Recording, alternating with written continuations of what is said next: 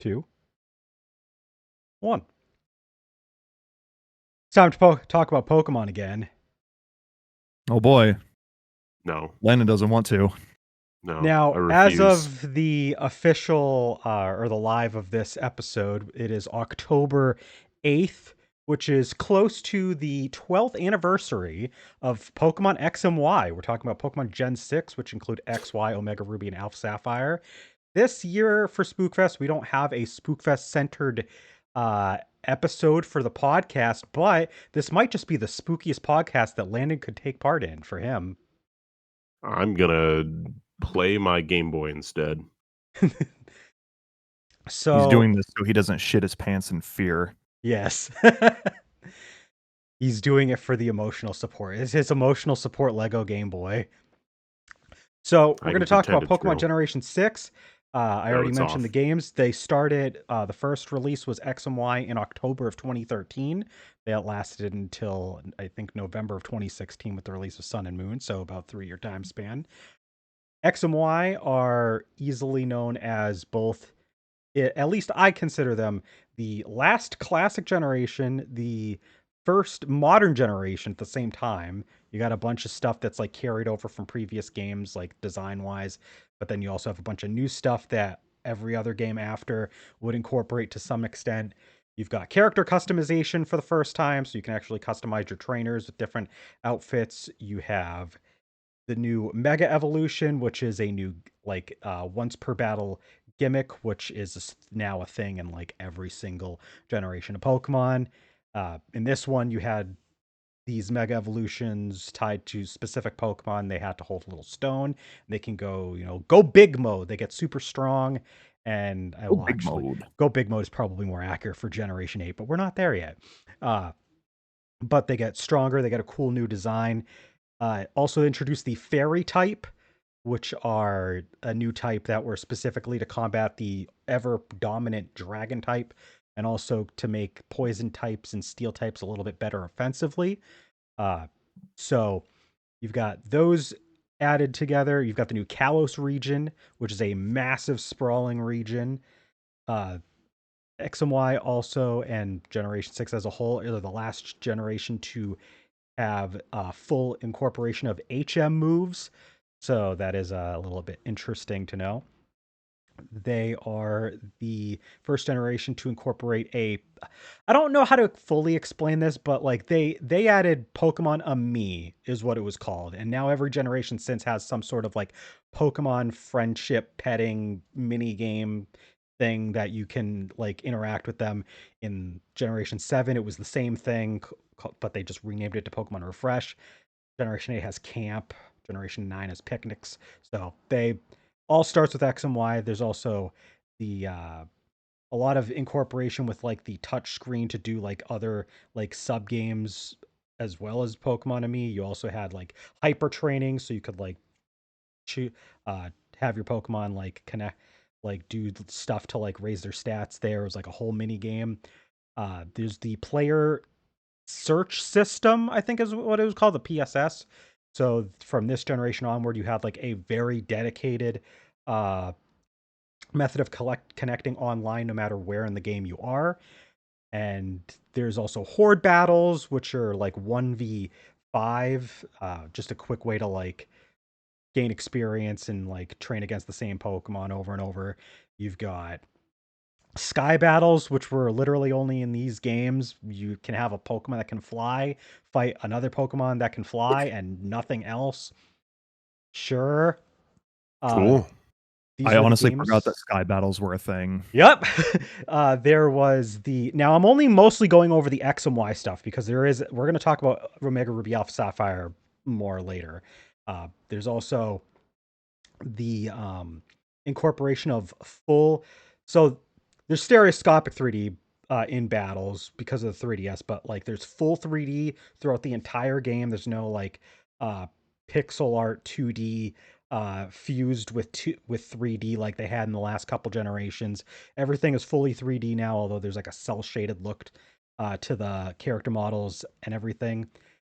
So these are also the last games to have an act. They're not the last games to have all Pokemon usable in one game at the time, but they are the last games to have a dedicated national Pokedex where you'd be able to not only obtain all the Pokemon but also view all of their like Pokedex entries at the same time. This was also the generation that introduced the Pokemon Bank service, so they stopped doing a thing to like connect the Pokemon games to each other directly. You'd go through like an additional software to move stuff around, which allows you to move stuff a little bit more quickly and more be a bit more organized with that.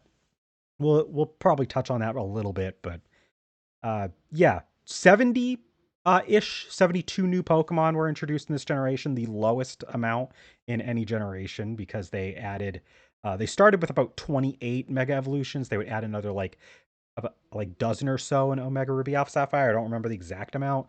So if you count mega evolutions, it's like 110 plus new like species, I guess, or forms.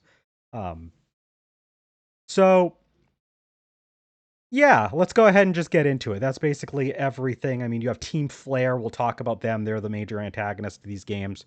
But I've basically gone over everything major that we need to really know before we just start diving in. Uh, so the X and Y games, I believe we all played close to launch, if not at launch. I know I played it at launch. We all played it the year it came out. This is for starting with, I think, Fire Red and Leaf Green. I bought every main series Pokemon game on launch day. I think all the way up until Ultra Sun and Ultra Moon were like the first ones that I did not get on launch. But these were the first games that I bought at midnight. Oh wow, you So got a midnight launch for those. I went to I'm sorry. I didn't even go to GameStop. I went to my local Meijer, and because they were used to be 24 hours and they would sell games at midnight if you showed up for them. They didn't really have like make a big deal out of it, but they're like, yeah, sure, fuck it. If you want to buy it at midnight, we'll let you. So, yeah. Nice. I am pretty sure I just went to my local GameStop. I don't think I had it on, I don't remember if I had it on reserve. But I definitely remember getting it launch day. I most likely did reserve this game because I've reserved games that I really wanted, mostly Pokemon games, up until like Generation 7. It was like when the Switch came out that I like kind of stopped doing that. So I want to say, yeah, that was I got it at launch. I don't remember if I got it at midnight though. I think I just walked in as soon as I woke up and had time to go get my copy. What about you, Lennon? I don't know. I worked at GameStop by the time this game came out, so Yeah, who true. knows? So Did we you? were, Yeah, In 2013? September. yeah. Oh no, this Oh, was the wait. year before. You're right. I was wow. gonna say This- I thought you this- started at GameStop in 2014. It was 2014. So I probably pre-ordered it. Ouch. I don't remember if the issue with this is I would have had to wait until midnight on the West Coast to get it, so I Yeah. probably did not, and I just got it uh the day of. But I definitely played this game, that's for sure. Did you guys get X or Y? I got X. X. We all got X. Triple X. Triple X. Oh, That's Gaming goodness. Stooges, baby. Triple Yep. X. That's the tagline for this episode. This episode is too hardcore for the youngins. Gaming Stooges XXX edition or version, if you will. Yes. Or is it pornographic or straight edge? You decide. We don't know. Which starter did you guys all go with? Bulbasaur.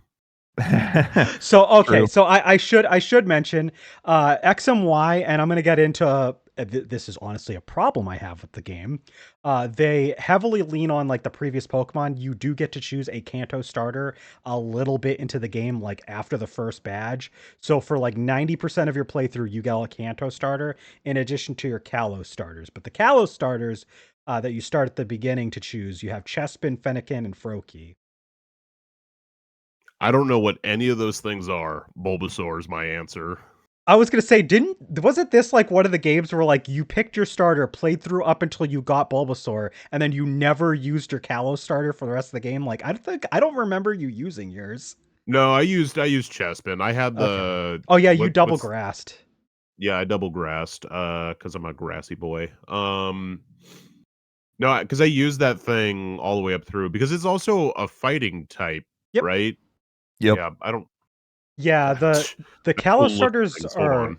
interesting because there's grass fighting Chestnut, there's fire psychic Delphox, there's water dark Greninja, and they're actually supposed to be based on different archetypes in RPGs, like just regular Yeah, RPGs. You've got Chestnut your fighter, Delphox is your mage, and then Greninja's your rogue. So yeah. I think it's cool. yeah. Like I think the concept behind the starters is cool. Not my favorite set of starters, honestly. In fact, I would say up to this point in the series, this is easily my least favorite set of starters in the franchise. True. Yeah, I I picked agree. I picked Fennekin on my first playthrough. I believe that my choices I'm trying to think. So cuz I have used I did two playthroughs like back to back pretty close together. So I'm trying to remember what my first actual playthrough was. I want to say I did go with Chespin for my first starter Good choice. because I wanted to pick Blastoise for my Kanto starter. Less good choice. I was waiting for you to say that, something like that. Um I know that my more prominent file that I remember, Al went with Fennekin. My more prominent file I remember well though, I went with Froakie and then Bad Bulbasaur for my two choice. starters. Great So choice. Bad choice and great choice for that last set, though. Good I job. I pretty much I knew going in what the Pokemon that we were gonna see were for like the new Pokemon, and like I'm pretty sure I went with like Talonflame both times, like when you can get them, which is the regional bird. To be So I fair, didn't want to overlap with fire, so I picked water grass for both of my runs and just made sure to leave fire open for Talonflame. To be fair, Talonflame is Talon's pretty sick. pretty good, Yeah, Yeah. Talonflame's a especially pretty good regional bird. for a regional bird to not just be a Normal normal flying. Normal flying, flying. Yeah. Yes, like fair. almost all of Literally them are. the first one up to this point that was not normal flying. Yeah. It does So start normal flying, but it becomes fire flying yeah, afterwards, yeah. which is So cool. like it kind of rewards you for sticking with it. We might as well just keep talking about some of the new Pokemon. So there's, like I said, there's only 72. And there's also a lot of old Pokemon got like classified as fairy type with that new additional type. So I want to hear what you guys have to say about like your thoughts on like did the fairy type introduction influence your team building in this game? Did you go with a new Pokemon for your fairy type? Did you pick an older Pokemon? What new Pokemon were you looking into? Because it's kind of interesting how they handled both like the old stuff that they were bringing back and the new stuff. And by interesting, I mean it's kind of I'm trying to I remember my whole team, so give me a second. Go ahead. I don't remember what my whole team was. I definitely remember Delphox was my, final first starter. I want to say I definitely picked Bulbasaur for my Kanto starter. Perfect choice. And I I'm pretty sure I used Sylveon. I did too. Um I had an Absol on my team because of course as soon as I learned that you could catch Absol in the regional decks, then yeah, of course I'm going to use it. And I don't remember what the last two were. Oh, I used Gumi because Gumi was like a gigantic meme at the time. Oh yeah. And and then I do not remember who my last Pokemon was. If I remember right, I think my team was something along the lines of I had, if I'm going off of my first team, I think it was Chestnut, Talonflame, Blastoise for Mega Blastoise, Sylveon, because I know I used Sylveon. And then I think my last two were, I want to say, I know I used Doublade. I didn't want to evolve it in Aegislash because Aegislash has a weird gimmick that I wasn't really particularly like fond of like trying to try to use, because in a playthrough that's kind of weird. Uh, but I use Doublade, which is the second in the Hone Edge evolutionary family. Oh yeah, yeah. I And definitely then used Aegislash on my team. my last one, I think on my first playthrough I used Tyrantrum. I think it was. I know I used a Goodra on one of my two playthroughs, and I used a Tyrantrum on the other. I just don't remember which was which. I think it was Tyrantrum though. Tyrantrum is the fossil. You have two new fossils in this generation, and they are Ice Rock and Dragon Rock, and they're based on like a Brachiosaurus and a T Rex. So two very iconic dinosaurs. So that's pretty cool. Yeah, Okay, I think I remember. I think Maybe, you remember. but I think this is true. Chestnut, Venusaur, Gengar, Talonflame, uh, Florges or Oh, whatever the fuck it Florges. is. Yeah, Florges, and maybe Lucario Yeah, or Ampharos. they do I give think I a still GIF Lucario at one liked. point. I think I still liked Lucario up to this point.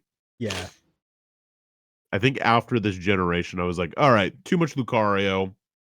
Let's yeah. chill out, folks. I think I Kill it off. remember. Yeah, I think I remember you wanting to try out Lucario because you liked him from Generation 5, and you were like, "Oh, I it liked gets a him. Mega Evolution. I'll try it I out." liked him from Gen 4 as well because I Yeah, remember I definitely used it in Gen 4 at some point. So yeah. So I think that's my team. I do remember using Mega Gengar, and I'm pretty sure I also used Ampharos because it has a Mega as well. So I yeah. think that was my team. Uh, there are 450 Pokemon in the regional decks in these games. By the way, to this day, the largest regional decks in the entire franchise. Uh, and it's split. Is that including like the DLC like dexes from Sword and Shield and Scarlet So Violet? those are split into their own dexes. So they I don't don't care about like that. that's the thing, is that those dexes on their own are not large enough either, But because they're Kalos always. split its Pokedex into 3 parts. So, But there was also a mode that had them all together, and the other games do not do that. well, Well, um, Nintendo, And update those un games. and unlike in Reggie, the other in update those and games. unlike in the newer games can also overlap and reuse Pokemon from the main regional decks in the newer dexes, whereas in the Kalos decks they literally had all different Pokemon in each section. Um, but I fucking hate Pokedexes. in total, there's 450 in the regional decks, um, which is cool. I I will What did say you? I was going to the say. You regional seem like decks you were going to say being something. as large as it is nice. The problem is that I feel like they're relying too heavily on older Pokemon Yeah, so for this game. I was thinking of long and hard about this, and this was a thing that I knew for a few years now, like since my last playthrough of the game, because I did a recent playthrough during my like Living Dex completion quest. 450 regional decks sounds really cool on paper until you realize that on nearly every route in the game, every new area you get to, the new Pokemon is like a rare encounter. So you're pretty much almost always going to find like a lot of the older Pokemon first before you find the new Pokemon that you're excited to try out. And even though there's so many Pokemon, there's a lot of areas where they're just kind of doubling down on a lot of the same archetype of Pokemon, all stuffed in the same route. And it's especially bad earlier on. It gets a little better later on. But like if you go to like say Santaloon Forest is one of the first areas of the game. And it's like basically it's literally Viridian Forest and layout, except in 3D. And the spawns are you've got your Pikachu, you've got the monkeys from Generation 5, and then you've got the new bug type, Scatterbug, I believe. It evolves into Spupa and Vivian. And then you have Weedle, Caterpie, and I think Wormpole as well.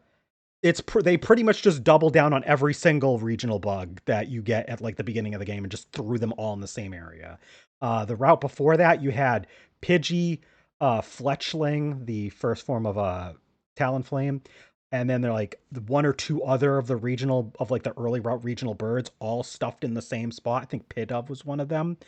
It was either Pidove or Starly, like one of those. Like they have pretty much, and then there's also Spearow was also there too. So like they just throw a lot of the same archetype at you, and every time you want the newer Pokemon, it's like a 5, maybe an 8 or 10% encounter.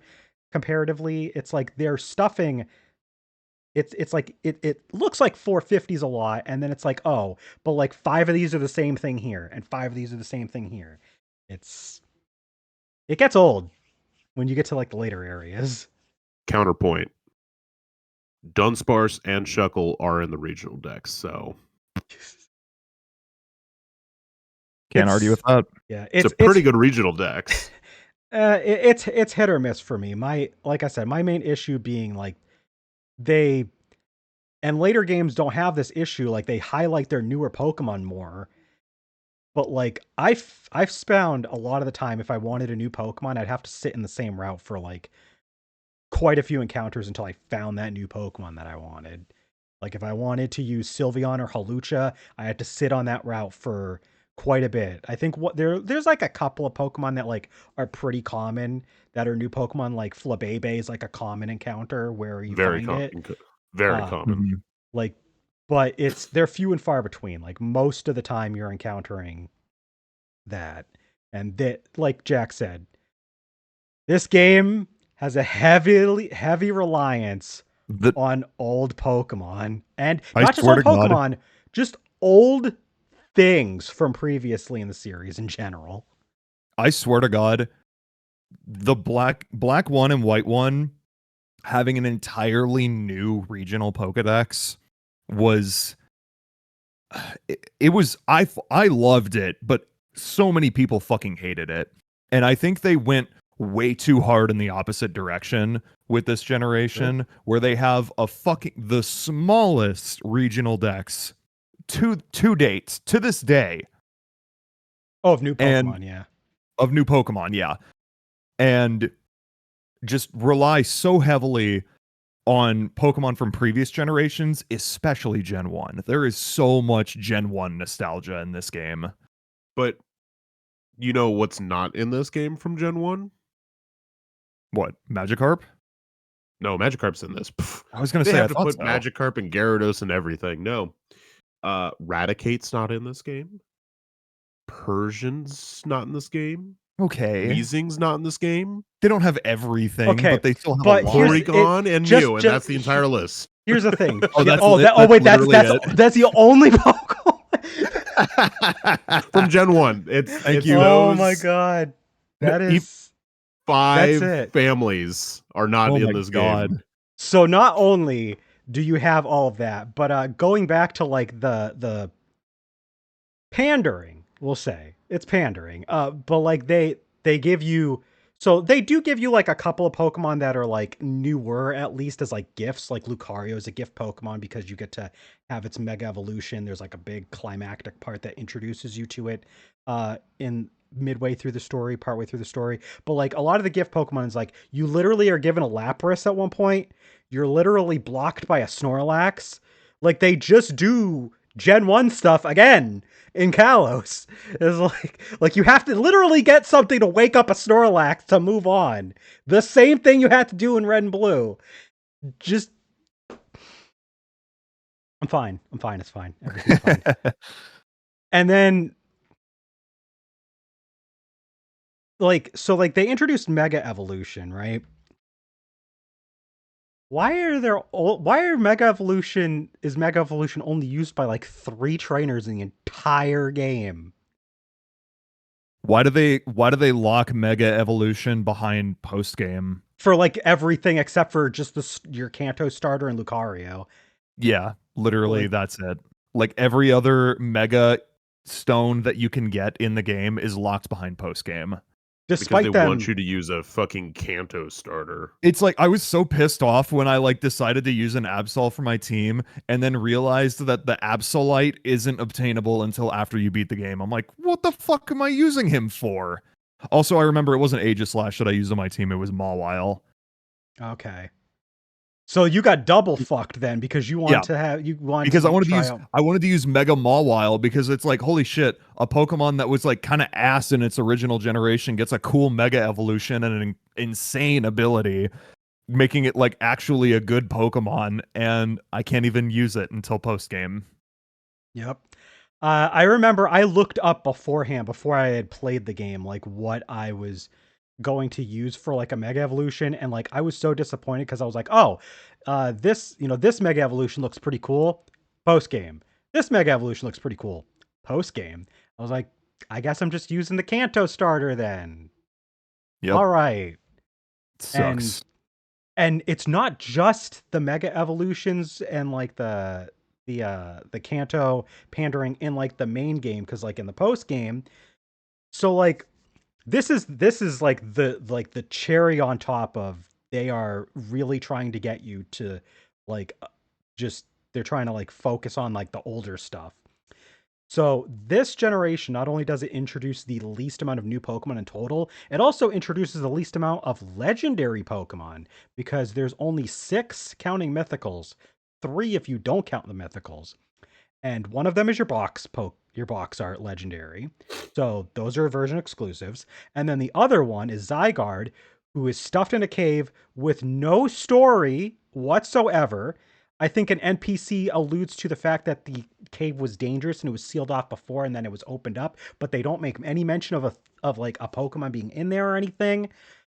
And yet, in the post game, you can get a Mewtwo, and it has an entire backstory for it, because it is escaped to this Pokemon village in order to like live a peaceful life, and you can go and catch it. And they even give it its own fucking remix of like the Kanto Wild battle theme as a legendary battle theme. Zygarde does not get such a treatment. They don't even give the new legendary proper treatment, and they give the old legendary they brought back better treatment. It's Like rough. that is the epitome of, this game does not give a shit about the new stuff that it was trying to introduce. The I, only thing that they really gave us a good healthy amount of was the new fairy type, basically. yeah, well, You get a kind of. lot. Kind Uh, of, yes. It is rough to get a lot of them. Like there's Flabebe, but like a lot of the other fairy type Pokemon, like there's a version exclusive for each one, X and Y, that's like weak and kind of stupid. It's like Slurpuff or Aromatisse.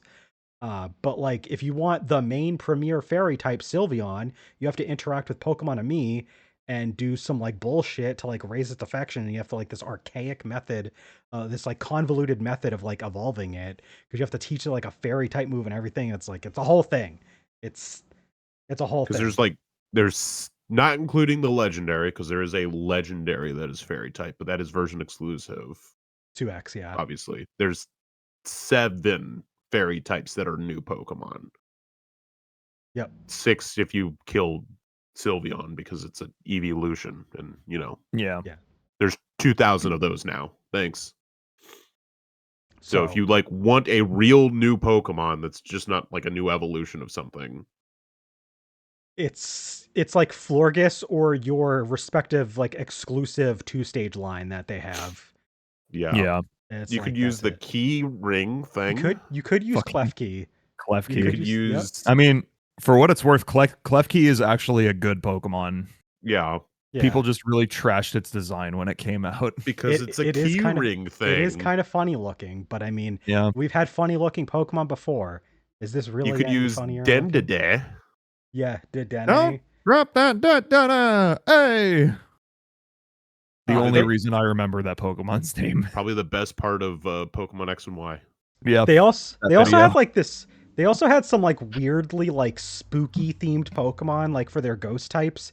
Like I mean, the ghost type, they'll always have like some like spookiness to them, but like they went like full on Halloween themed for some of them, because you have Goregeist, which is like a like jack-o'-lantern spirit thing, and then you have Trevenant, which is like which is a tree, which is a haunted tree, and it's got this. It's I don't think they're version exclusives. I think one of them's like just rare in the other version, but I could be wrong.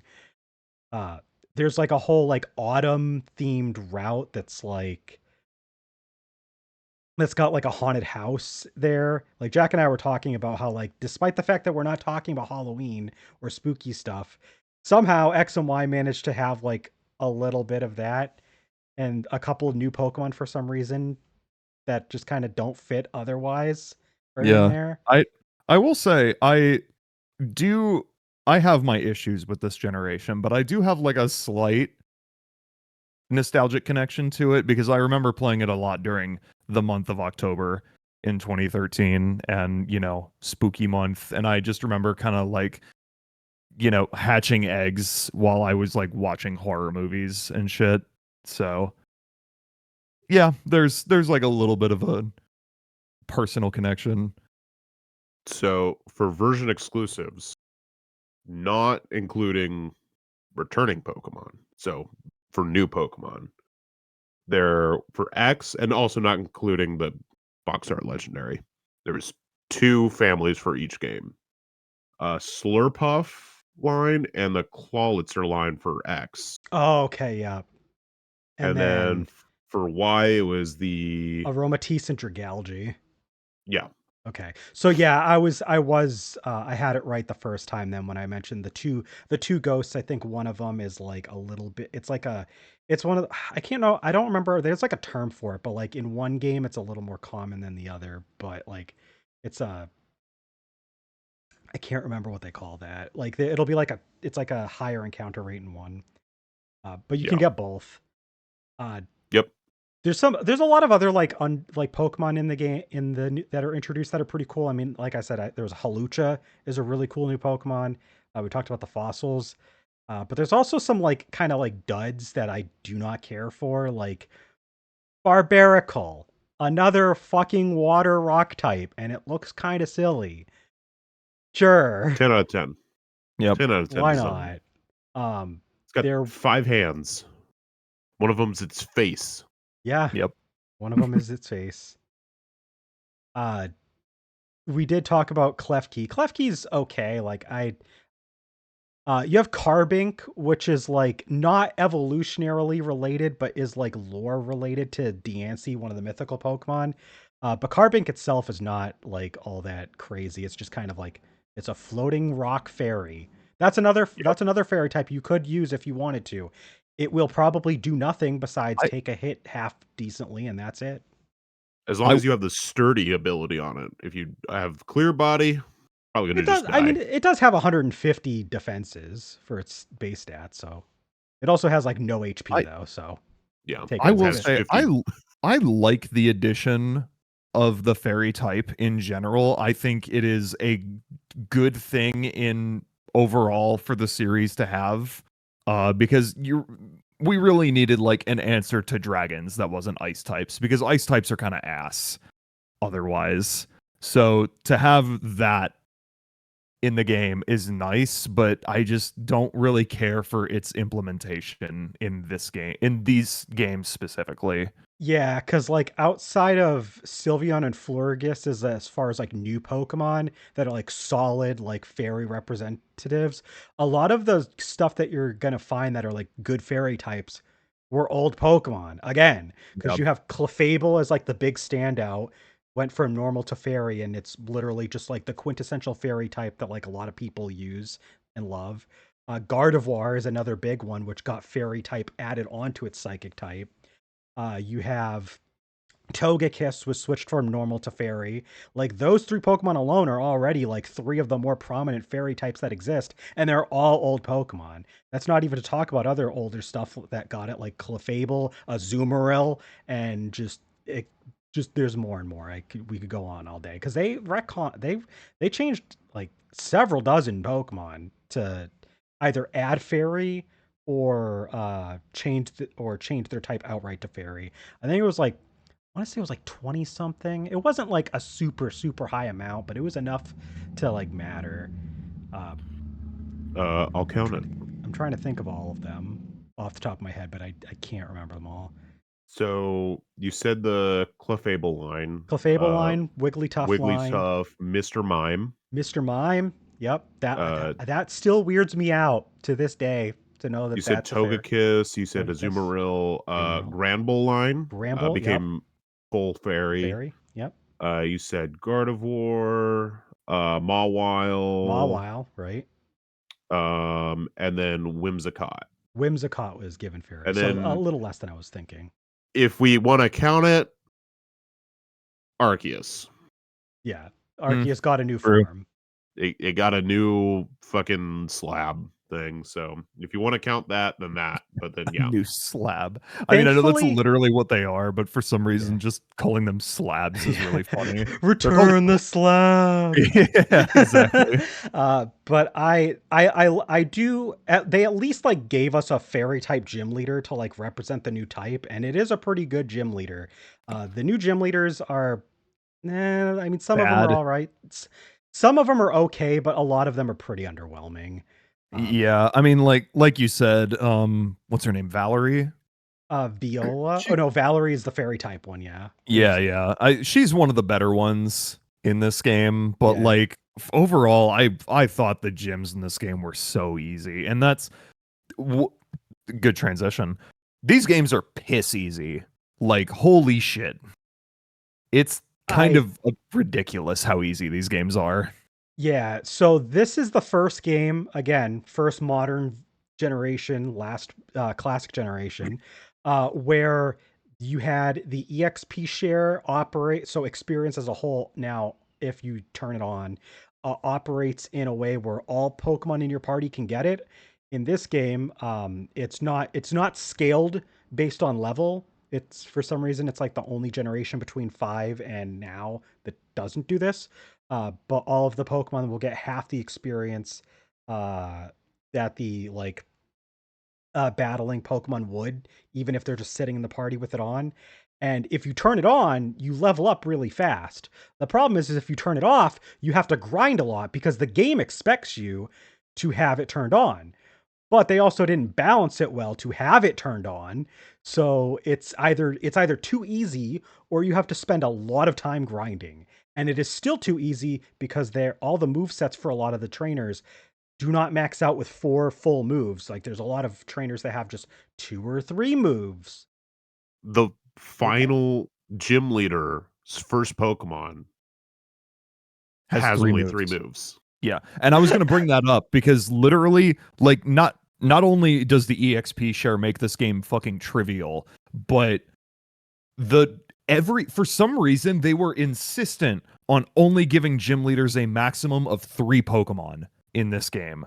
Like, why cap it at 3? That's so easy. In every previous generation, by the time you're at gym 6, they have at least 5. And another thing that makes this game really easy, and this is something that thankfully more and more people are kind of realizing is a problem. So usually, and this goes for Pokemon as well, but in RPGs in general, you have a sort of like power scaling as you progress through a game. So like your arsenal tends to get more and more access to stronger and stronger stuff as you go along. And then as you go through the game, the opponents tend to scale. They'll get more and more powerful as well. They'll have access to more and more stuff. That is not what happens in this game. In this game, you hit a huge power plateau as soon as you have access to Mega Evolution, and the rest of the game stays at that level for you. And the gym leaders never catch up to that at all because they never use Mega Evolution. Except for Corona in the one battle that teaches you how Mega Evolution works, and it's not even a gym battle, it's a battle afterwards. So you have all these gym leaders, they all use a Kalos Pokemon as their last Pokemon, if they have 2 or 3 Pokemon, whatever. None of them use a Mega Evolution, and you get access to Mega Evolution 3 gyms in, are given a Mega Pokemon for free, and it's one of the best Mega Evolutions of that generation. You don't need anything else. Like, if you really didn't want to add any new Pokemon to your team, you don't need to add anything from that point, from Gym 3 to the end of the game. You already have one of the best options you're going to have. And that's like 65% of the game. Like, plus, on top of that, from that point, you do have access to so many Pokemon. Yeah. Mhm. Like, so your arsenal is also like improves in that way. So you have There's mega evolutions. You have a huge roster of Pokemon to choose from, even if you don't have mega evolutions for everything that has mega evolutions. And then nothing has held items. Like that's usually Yep. where some difficulty will come in, is use held items with these with the trainers. But the only held item I think is Diantha, because she has the Gardevoir mega evolution. Yeah. Her Lysander, he has his mega evolution with his Gyarados, because he does like a fake out where like you think based on his design his main Pokemon's gonna be Pyroar, but it's not because he uses a Mega Gyarados as his main Yeah. Pokemon. But And then that's it. he and the all of the Elite Four except for the champion have 4 Pokemon. Yep. So once yeah. again, you have 6 Pokemon and you're like, And in Generation 5 they did this too, but like at least they had like very strong Pokemon that had like full move sets. Like Yeah. you could fight like say Chantal. Chantal only had 4 Pokemon when you first fight her, but she's got a Cofagrigus, which is a tank, and it's not going to die in one hit. And it's got stuff like Shadow Ball, Will-O-Wisp, and all this other crazy stuff. Her main Chandelure has like 4 different attacks, and they're like all super good coverage moves because she has like Energy Ball, Flamethrower, Shadow Ball, and it hits super hard. Like there aren't trainers that are properly optimized for the part of the game that you're supposed to be fighting them like Yeah, like go in ahead. the X and Y. the the Pokemon League in Unova is actually difficult, despite the fact that they do cap each trainer at 4 Pokemon apiece. Like those fights are pretty challenging if you're not prepared. And like Landon said, like in X and Y, you also have way more options too. So like it worked that Yeah. that there was only 4 Pokemon on the Unova Elite Four, because even in Black and White 2, the regional dex was still only 300. So you still had less options, and they had better move sets and everything, like better parties to like go against whatever your options were. But they don't tailor the Elite Four to be able to deal with the options you have in X and Y. Not only that, but I feel like the typing for each trainer in the Kalos Elite Four is kind of underwhelming. You have fire, water, steel, and dragon. I think it's And like fine, but the I options for the Pokemon that they use are really underwhelming. my Like, issue is that like this is the millionth generation in a row that has had a dragon trainer in the Elite Four. Like except for Gen 4, I guess. But like Cynthia still has her Garchomp, so like that alone might as well be an entire team. But like, oh yeah, I guess Gen 5 didn't have a dragon. Never mind. Forget what I'm saying. Either way, I just feel like Dragon in the Elite Four is like way overdone. And like, especially in the generation where they introduce like the type that can deal with dragons better than any other previously, oh yeah, it just kind of trivializes the entire fight if you have a yeah. fairy type. I mean, like I said, I don't mind the types that they chose. I think that the parties that they chose for those trainers are what is underwhelming, because like Why the all of them should have a mega evolution. They do not. Like why the at fuck the is very Barbaracle the the signature main Pokemon for Seabold? exactly. Like they like he has Clawitzer, he's got Gyarados and Starmie, which are better Pokemon than his 2 new Pokemon, arguably. Yeah. And then like Malva, she has Talonflame is pretty good, Pyroar is okay. And then she has for her other 2, she has Torkoal, and I don't even remember if her Torkoal even has Drought for its ability, or if it's just sitting there as It's like white just smoke. Nope, It has it is white white smoke. smoke. so it doesn't even have the ability that you would think that it would have. Like it Yeah. would be so like they could make that battle like so much more challenging if they just have Torkoal be your opening Pokemon and give it Drought. Yeah. But Like, no, white smoke, fuck it. and then Drasna, like they saved the big dragon type pseudo legendary that they introduced in this game. Pure dragon type Gudra for the champion, which I get, but like because they do that with the champions. They try to give them like a pseudo legendary or something that's as strong, but they already gave Diantha a mega evolution that is stronger than a pseudo legendary. And you mean to tell me they couldn't have just given one of the Elite Four members the pseudo legendary? No, they give Yeah, her Noivern, which is the only other like major dragon type that's not the fossil Tyrantrum that they which added, Diantha also has. which Diantha also has. So Diantha takes most of the dragons that Drasna could have had, and then they give her a bunch of underwhelming ones. Like Dragalge's good, okay, cool, fine. But Noivern has her aces, kind of whatever, and then her other two dragons are not even like particularly like really strong yeah. dragons. She has two of the more underwhelming ones. Because what is it, I Altaria and her Drudagon. yeah, Altaria and He, her Drudagon.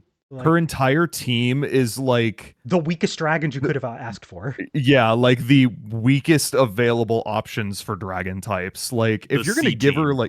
if you're gonna give her like two dragons from previous generations, why not go bigger than Drudagon? You know, like no, not to shit talk Drudagon, but it's not one of the better dragon types out there. Flygon is in the game if I remember correctly because Flygon, Trapinch Yep, is in the desert area. They could have given her a Garchomp, Flygon.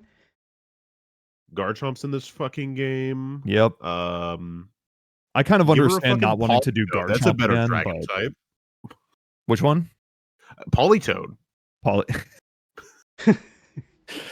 uh, um, Did they have yeah, no, is Kingdra in this game, or is Kingdra not in the one of the ones that's actually not in the regional decks? I don't remember. Let me go through the Coastal Pokedex. Because I think I I can't remember if Horsey is one. Let's see. Salamence is in this fucking game because They had like why not? every pseudo legendary. yeah, like throughout. I feel like the team composition for every Elite Four member is just extremely underwhelming. Oh yeah. They could have given her a fucking Aerodactyl. That's a dragon type, right? Lance uses it. He's Yeah. totally not a flying type trainer. And Yeah, another thing, if they had given all of the Elite Four members Mega Evolutions, you have Mega Ampharos right there. You Yep. could yeah. get like that would have been an option that she Me- could have had.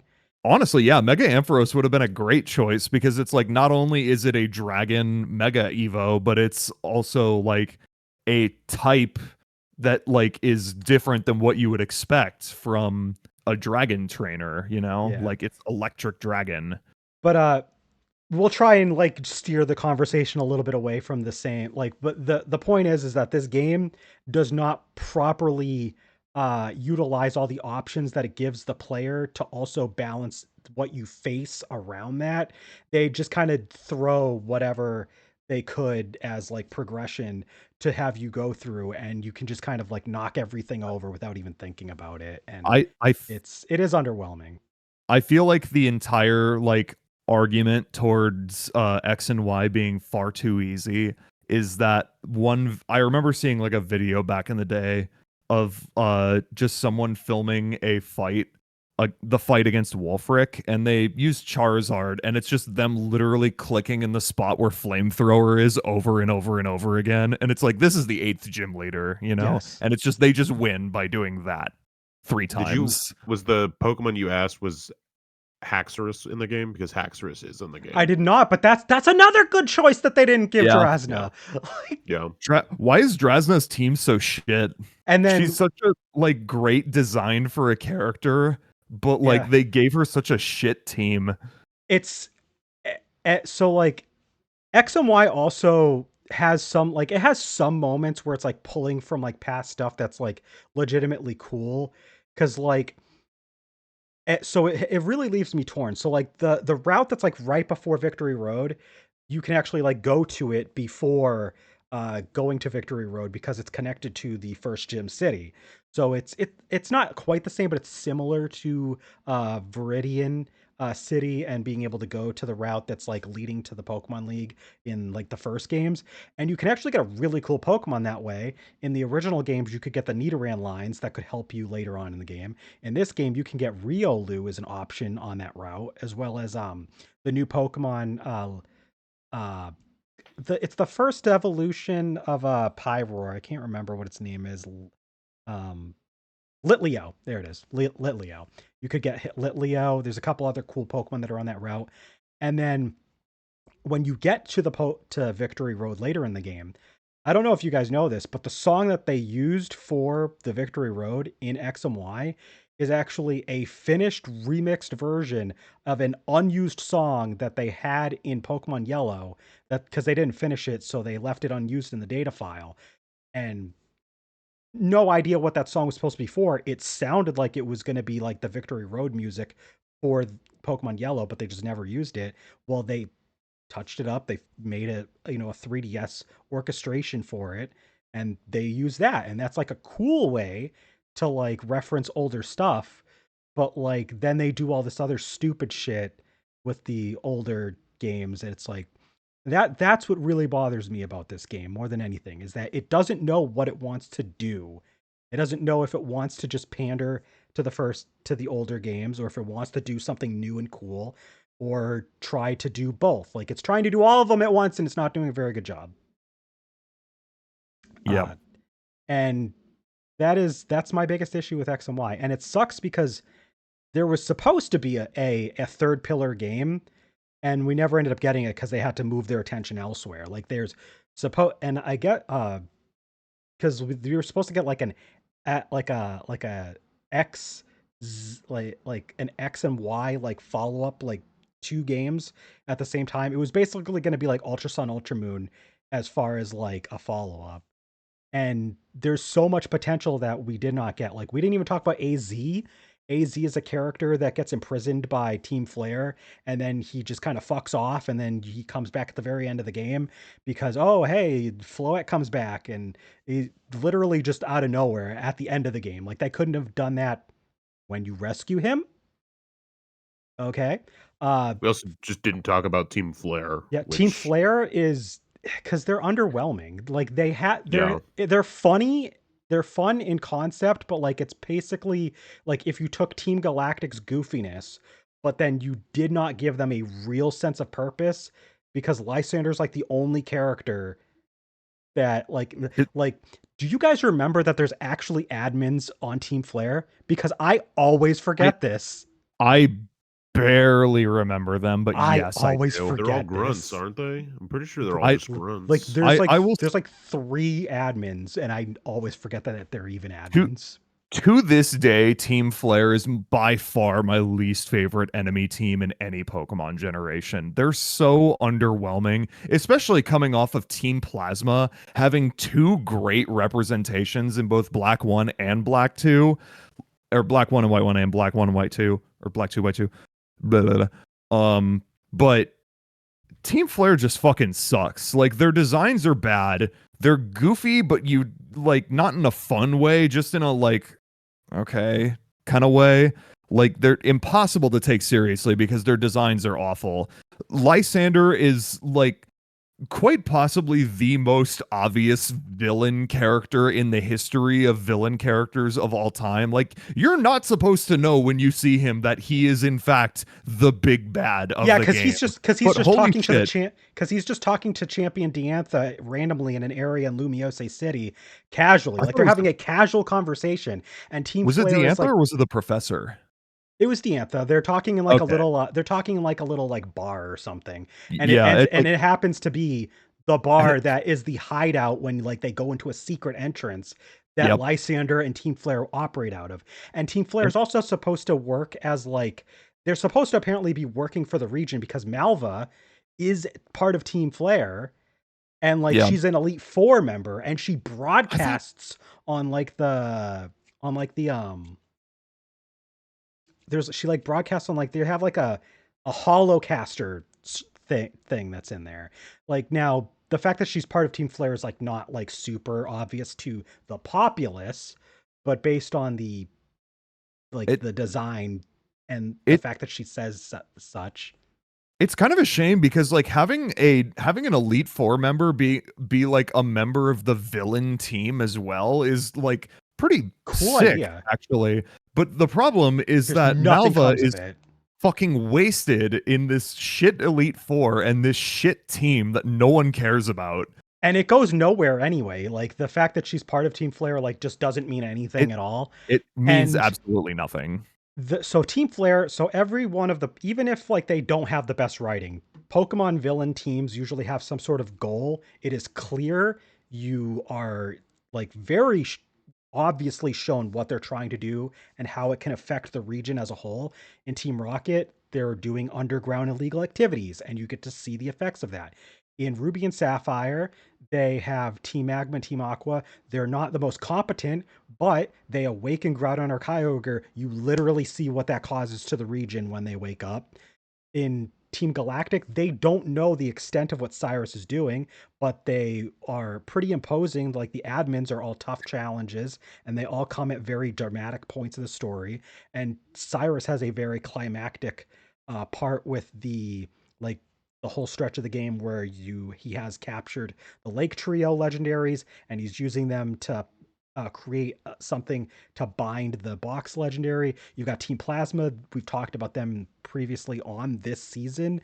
Team Flare are trying to work with Lysander to like create an ultimate weapon, and that ultimate weapon gets sabotaged by the player and their friends.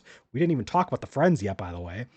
And it does nothing. It goes up into the air, shoots right back down where it came from, and does nothing. So, like, you don't get to see the extent of what they're trying to do. So there's, like you said, Jack, we cannot take these characters seriously. Even if they're goofy, they can still be taken seriously, but they're just not. Who is more pathetic? Team Rocket post Giovanni or Team Flare? Team Flare. Easily. Like Team Rocket, at least they hijack a radio tower. Like they do something useful. Yeah. Like Team Flare, they hide out in a power plant that like nobody fucking pays attention to anyway. They're like, good job. Like, okay, cool. Like I think that Team Rocket's like the use of Team Rocket in Gen 2 is kind of underwhelming overall, but like Team Flare is way worse. Like I remember thinking like after beating Lysander in the big final battle, like after it was done, I was just like, that's it? That's it? That's the whole thing? Like after like the 3 previous generations having like imposing villain teams with like a really cool story to go along with them, you have like this underwritten bullshit. Yeah, but he has Dorito hair. He does have Dorito hair. Why does he have Dorito hair? I don't know. And another thing that like bothers me about Team Flare is like they crunch the final. So like their whole goal is to utilize the box art legendary, right? And the box art legendary is supposed to be this important Pokemon. And in Ruby and Sapphire, you get to feel how important that Pokemon is. In Diamond and Pearl, you feel how important that Pokemon is. In Black and White, you feel how important that Pokemon is that the villainous team, or at least a member of it, is trying to use. The Pokemon for X and Y are literally just in a cocoon in stasis, having their power drained. They are given almost no significance outside of that until you meet them and catch them, and that is it.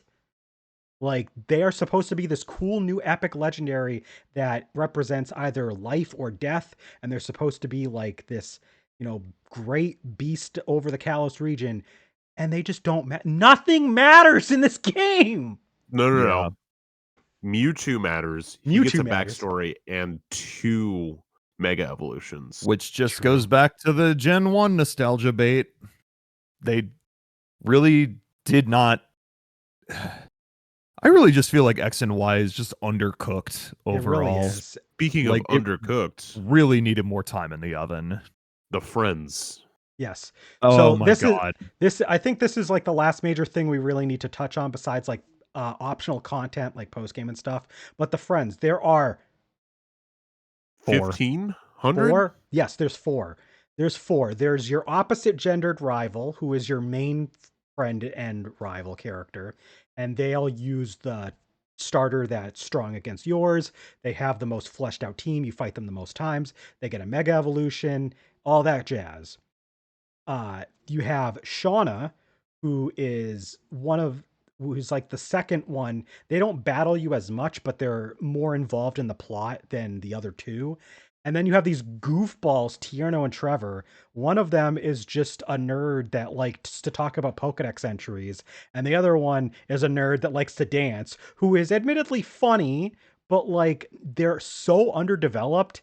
And even the main rival, who's like your opposite gender, outside of, oh, they want to be a strong trainer, and that's literally it.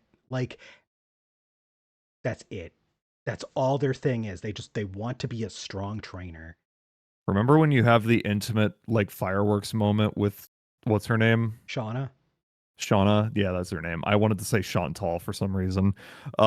Remember when you have the Close. intimate fireworks moment with Shauna, and then the butler gives you the TM for protect?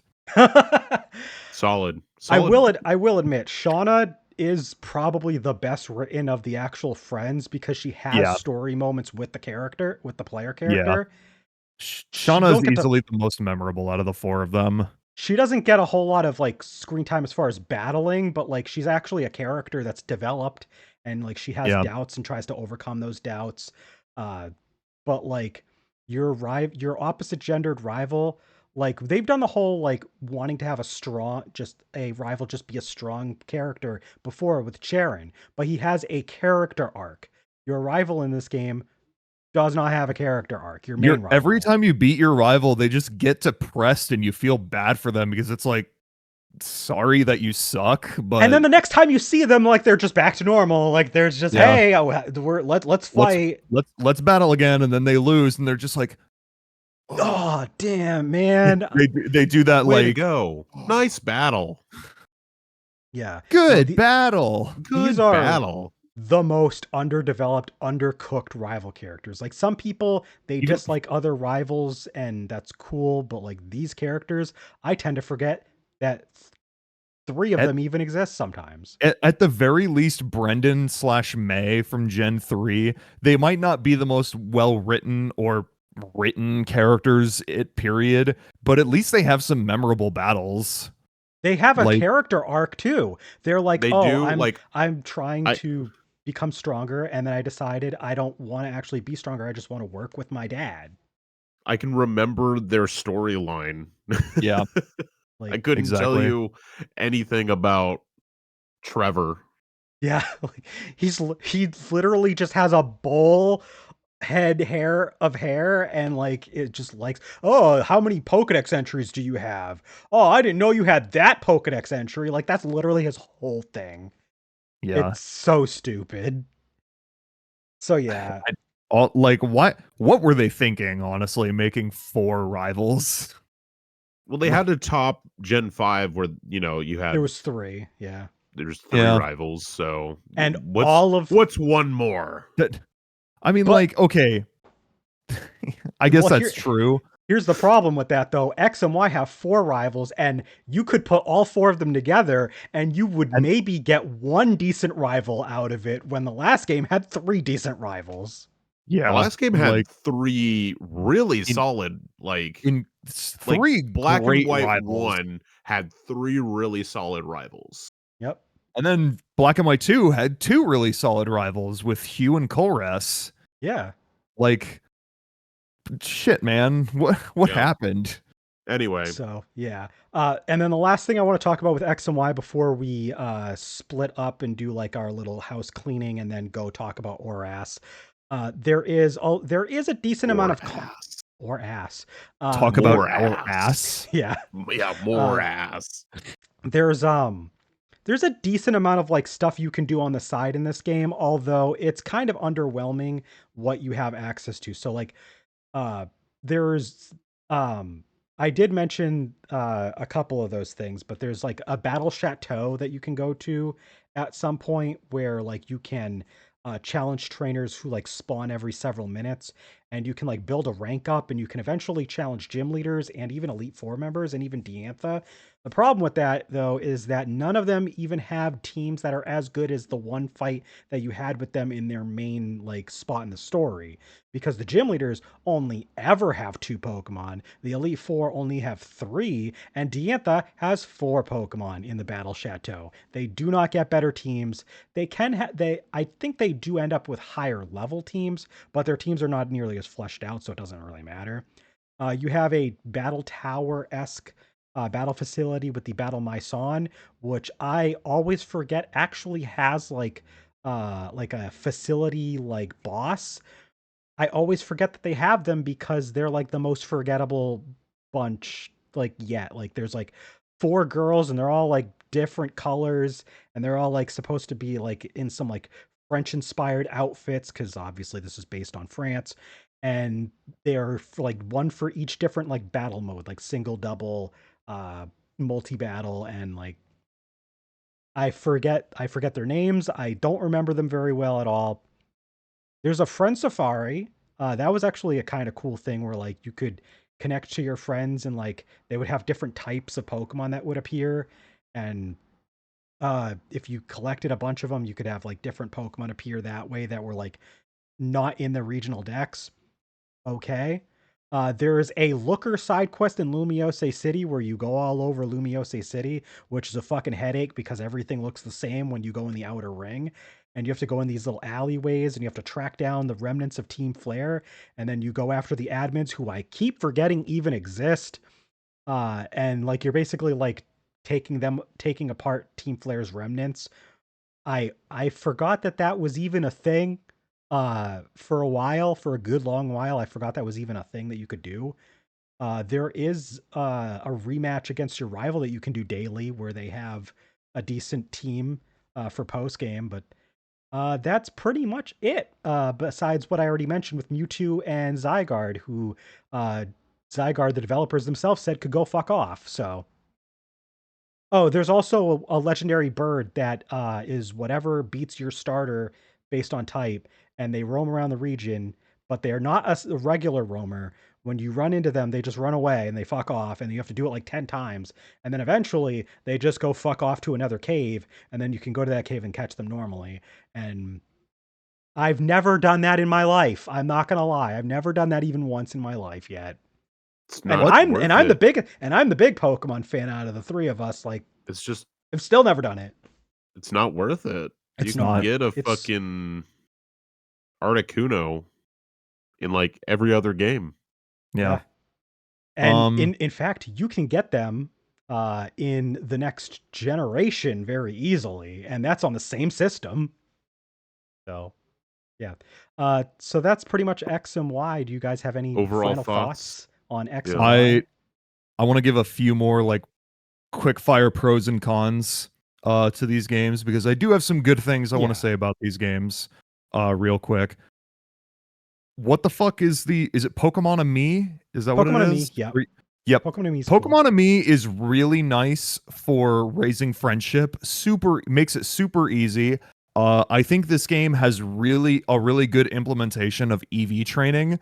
What is that game mode called again? Hype. Uh, I think it's just called it's super or hype. I think it's super training. Yeah, super training. Super training, yeah, where it like just makes like EV training like super easy, and you can get like the exact EVs that you want, no problem.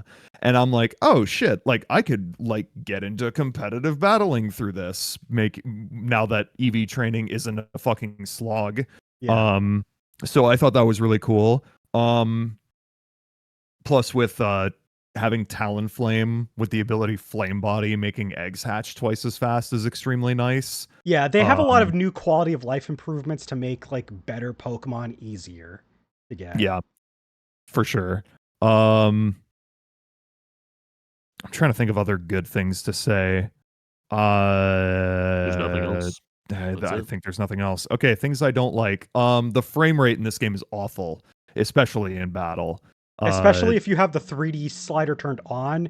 This was the only generation out of the 3DS games where they bothered to do it, and the next games they just turn you can't even have the 3D Yeah, slider it effect didn't on even bother.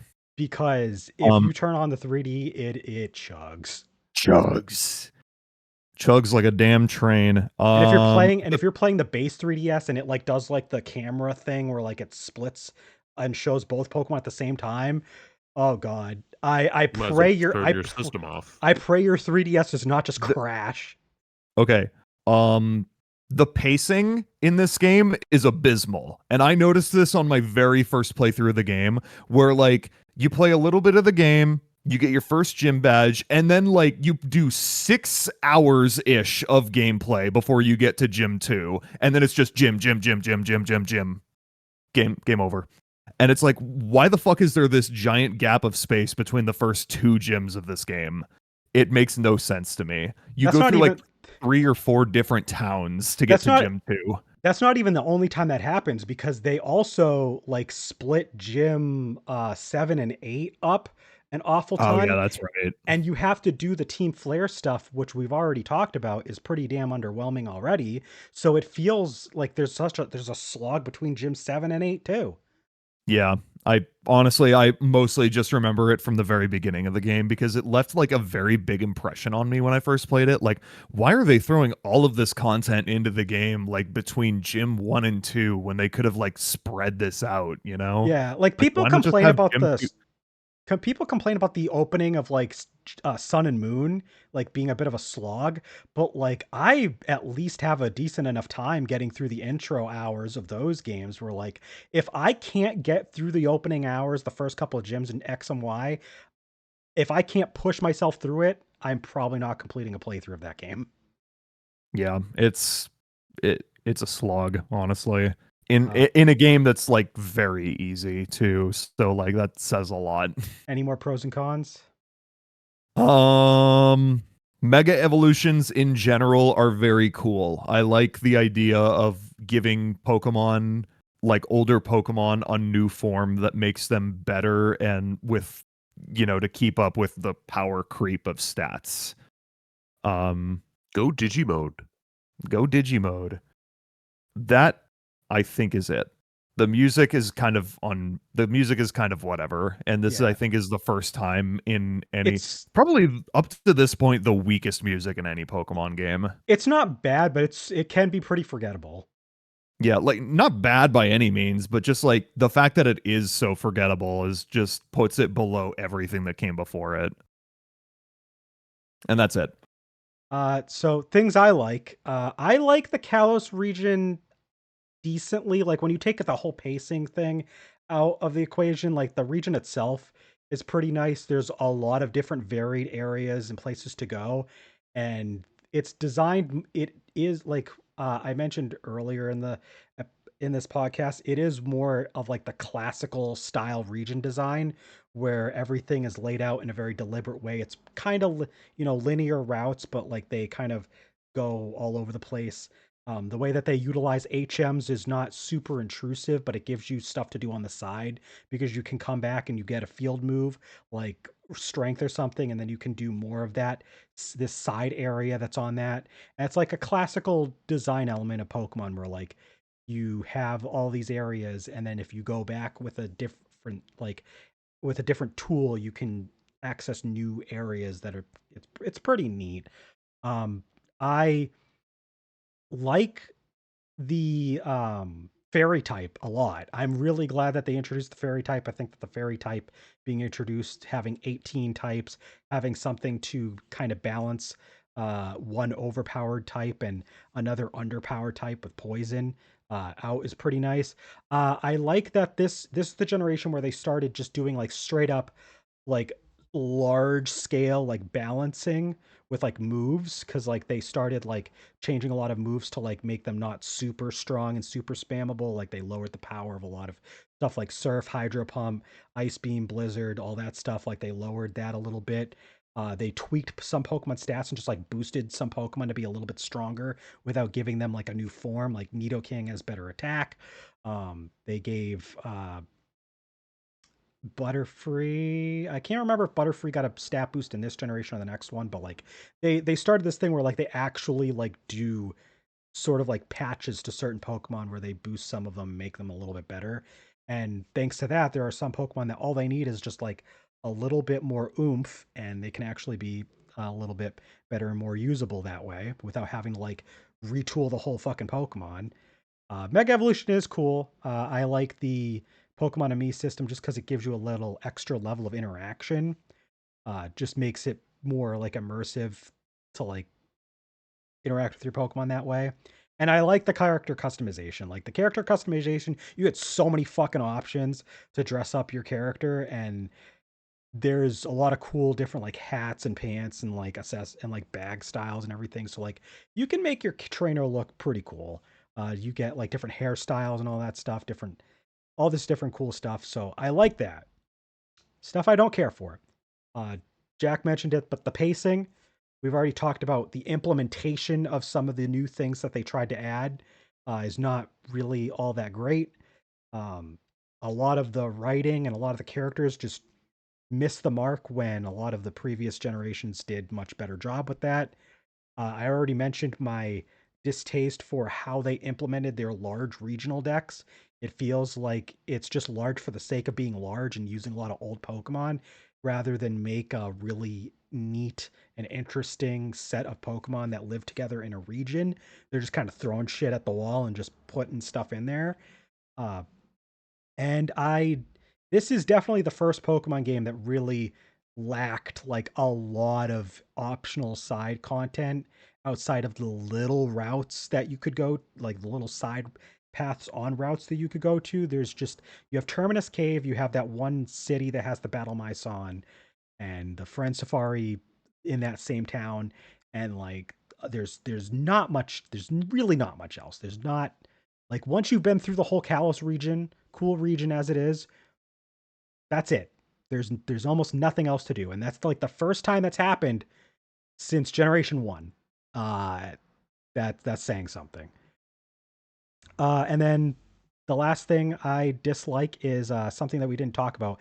As good as the graphics are for a 3DS game and for a Pokemon game, like the Pokemon models are very boring. Like they're all just boring, dull, idle stances.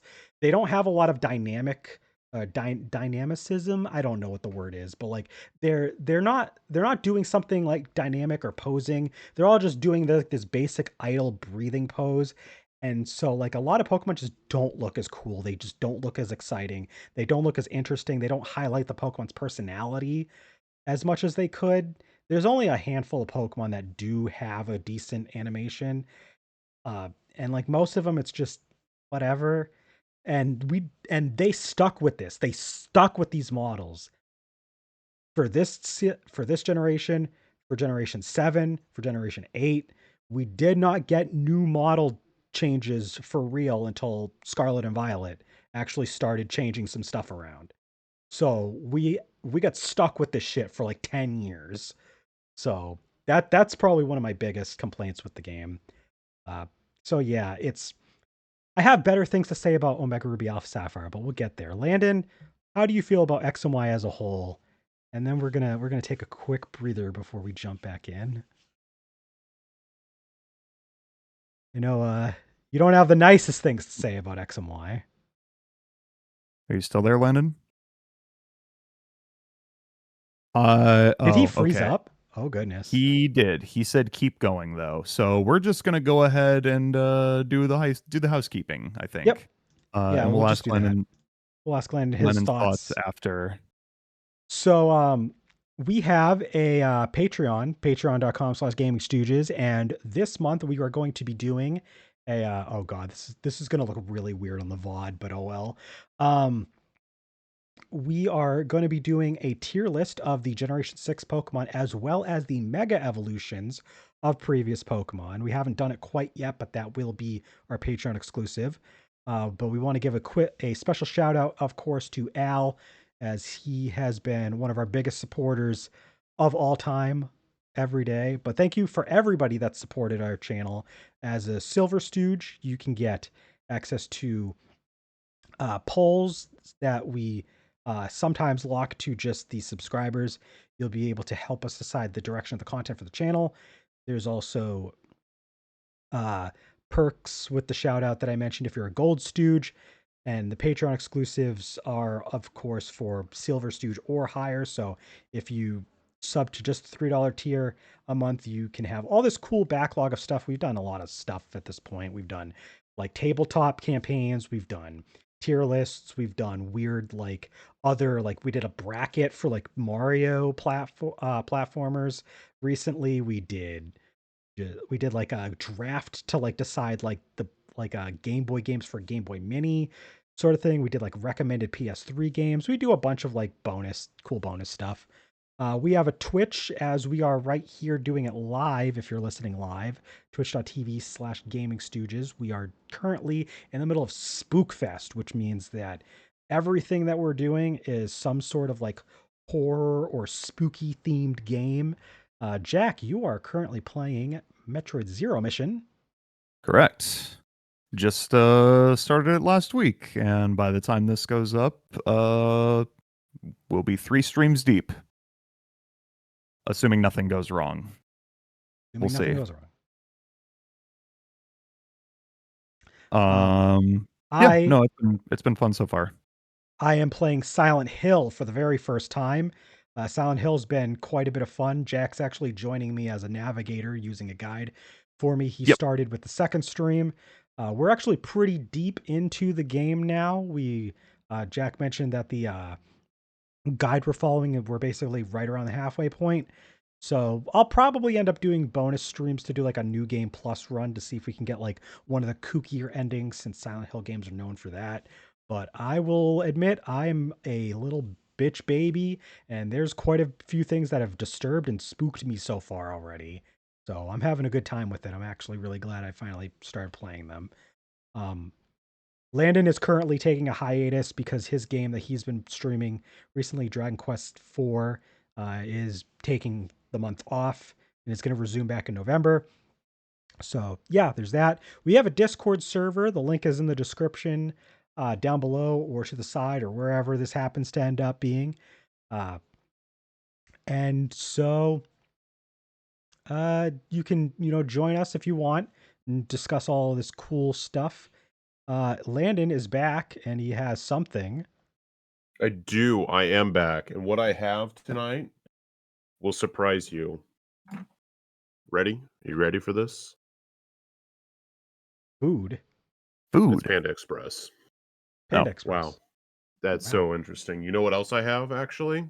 All right, you ready for Spoon. this? Ready? Lego Game Boy. Wow. All right. Lego Game Boy. Wow. You know what else I have? You know what else? Boom. Here we are. Finally got to the bit. Yeah. You know what? The internet might die one day, just like it did for me earlier in this podcast. But you know what won't die? I hope Tillamook Creamery. You hope Tillamook Creamery. Landon, I did want to ask before you died, what your final thoughts on Pokemon X and Y specifically are. I know you don't have the best things to say, but I still want to hear your thoughts. Oh, amazing. Wow. That is not fucking great. That's not how you feel about X and Y. I know that's for sure. No.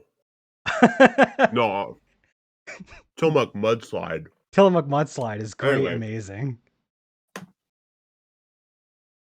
You only have to share X and Y. You only have to share your thoughts on that, and you can go right back to eating your ice cream. I have very quick thoughts. Pros.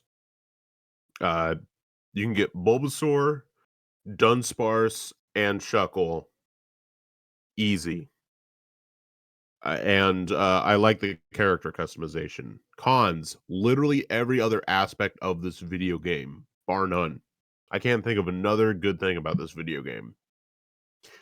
I did not care for this game during my first playthrough. Other people did, and then they changed their opinion later. I think I just kind of soured on it over time with multiple playthroughs. Yeah, and I think that's the Like problem with X and Y is like, I mean, there are some people that see it right away, like Landon. He even when we did our 2013 year in review, he was pretty bearish on this game back then. I was somebody that like I liked it when I first played through it, but then on repeat actual playthroughs, like I realized that there was less and less for me to love about the game. There's still plenty for me to like, but like I'm not gonna lie, and this is our segue into Omega Ruby Alpha Sapphire. This generation is the first generation where it is decisively, in my opinion, being held up not by the core games that came out for it, but the remakes of a previous generation that came out in the same generation. I'll say this one thing. I think X and Y are my least favorite Pokemon games, I don't think they're necessarily bad video games. Yeah. They're pretty down there, in my opinion, but there's definitely many video games I would rather not play and be Yeah. forced to play X and If Y. if like most Pokemon games are at least like a 7 or an 8, and then there's a couple that are like a 9 for you, like X and Y is like on a good day like a 6, right? And it's like it's average to maybe to all right? Something like Like that. we're talking like 5 to 5.5 range, honestly. That's On fair. a good day, maybe a 6. It might eke out a 5.9. I can't So blame you. Omega Ruby Alpha Sapphire came out the following year in 2014. It came out the same day as Mm. Smash for Wii U, by the way, and We because of that, it was the first Pokemon game I got since Pearl version that I did not get on launch day because I had to choose. I did not have enough money for both, so I chose Smash because I was doing a Smash party. I got Alpha Sapphire the following week. But those came out, they're remakes of Ruby and Sapphire, and they not only remake, but they flesh out the Hoenn region story. Like you have new stuff like the soaring mechanic, where you'll at some point in the game you'll get a Latios or Latios, and you'll be able to just fly around the Hoenn region on them in order as a nice substitute for like the actual fly HM if you want. There's a bunch of bonus like legendary Pokemon hunting you can do in the post game. There's obviously the implementation of pretty much all of the mechanics and stuff from previous games is brought over. You have a new storyline in the post game centered around Rayquaza and Deoxys, and it gives more lore to the Mega Evolution. Yeah, there's more lore to Mega Evolution in Omega Ruby Alpha Sapphire than there is in X and Y. I'm fine. I'm fine. Everything's fine. Yeah. Uh, and then as well in the Hoenn based games, you've got uh, there's an expansion of the Team Magma and Aqua plot a little bit.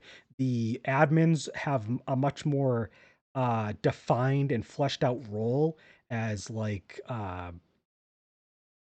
as subordinates to the boss of the team. The bosses also have more unique designs to differentiate them because they look a little like too similar to the rest of their team, design wise anyway, in the originals. So like they just kind of given a more distinct look to them.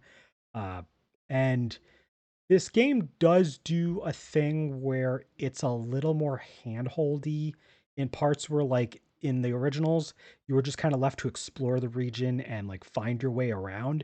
There'll be points where like the an NPC, like a major NPC character, will be like, "Hey, I'll bring you to the next destination." Um, because this is a 3DS game, they also had to like break up the route so that like the loading wasn't like sacrificed. So they have like fade outs where like Ruby Sapphire, you could like seamlessly go around the region. That's one kind of downside. They heavily expanded Marvel City. They just decided, oh, this game needs a giant city because the last few games did. What do we do? Let's just make Marvel gigantic. So they did that. And it's like a big indoor mall type of like giant city sort of thing. It's weird. It's kind of it's interesting though. They do incorporate story into that because it's the electric gym city and they have a power plant right nearby. So it's justified how they do it. Um R.I.P. the Mauville Game Corner. yeah. And they also like flesh out the design of the Elite Four. Like they give more like striking like aesthetics to like the different rooms for the Elite Four.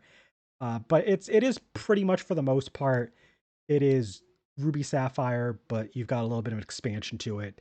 There is like a resort island that it's basically like the placeholder for like the post game city from X and Y, but like they made a Hoenn version of that with like the Battle Myson and everything.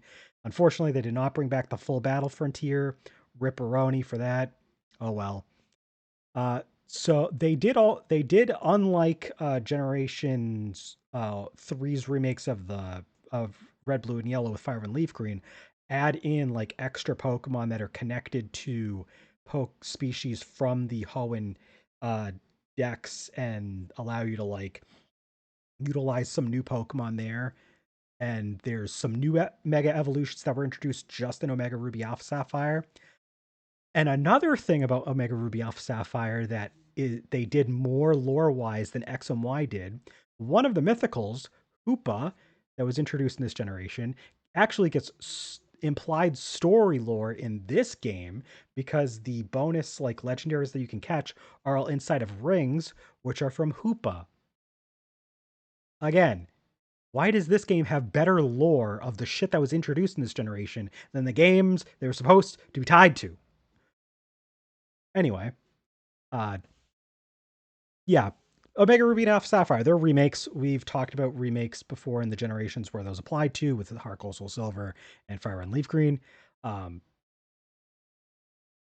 yeah, they expanded on Wally in this game. Wally's a bit more prominent as a rival. He gets to utilize Mega Evolution. He shows up at least once or twice more than he did in the original game. Oh, and they also expanded your other rival because you get to do a final battle with them after the Pokemon League challenge where they utilize like a more full team and they have a Mega Evolution for their starter.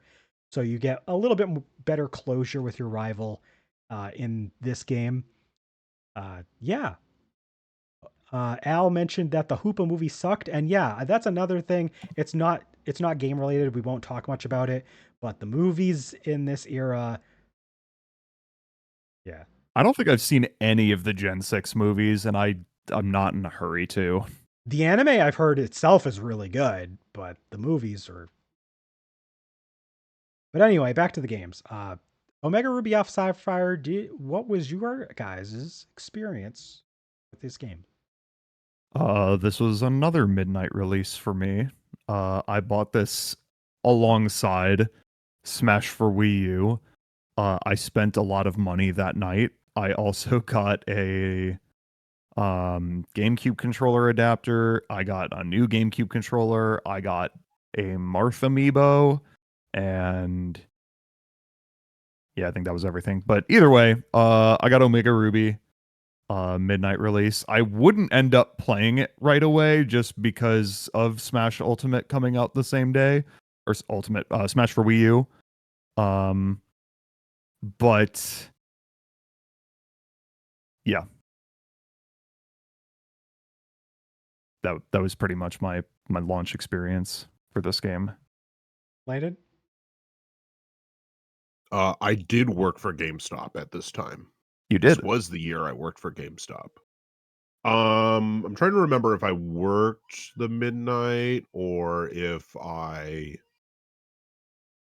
feel like I not. remember you did, but it's been so long did. I don't remember.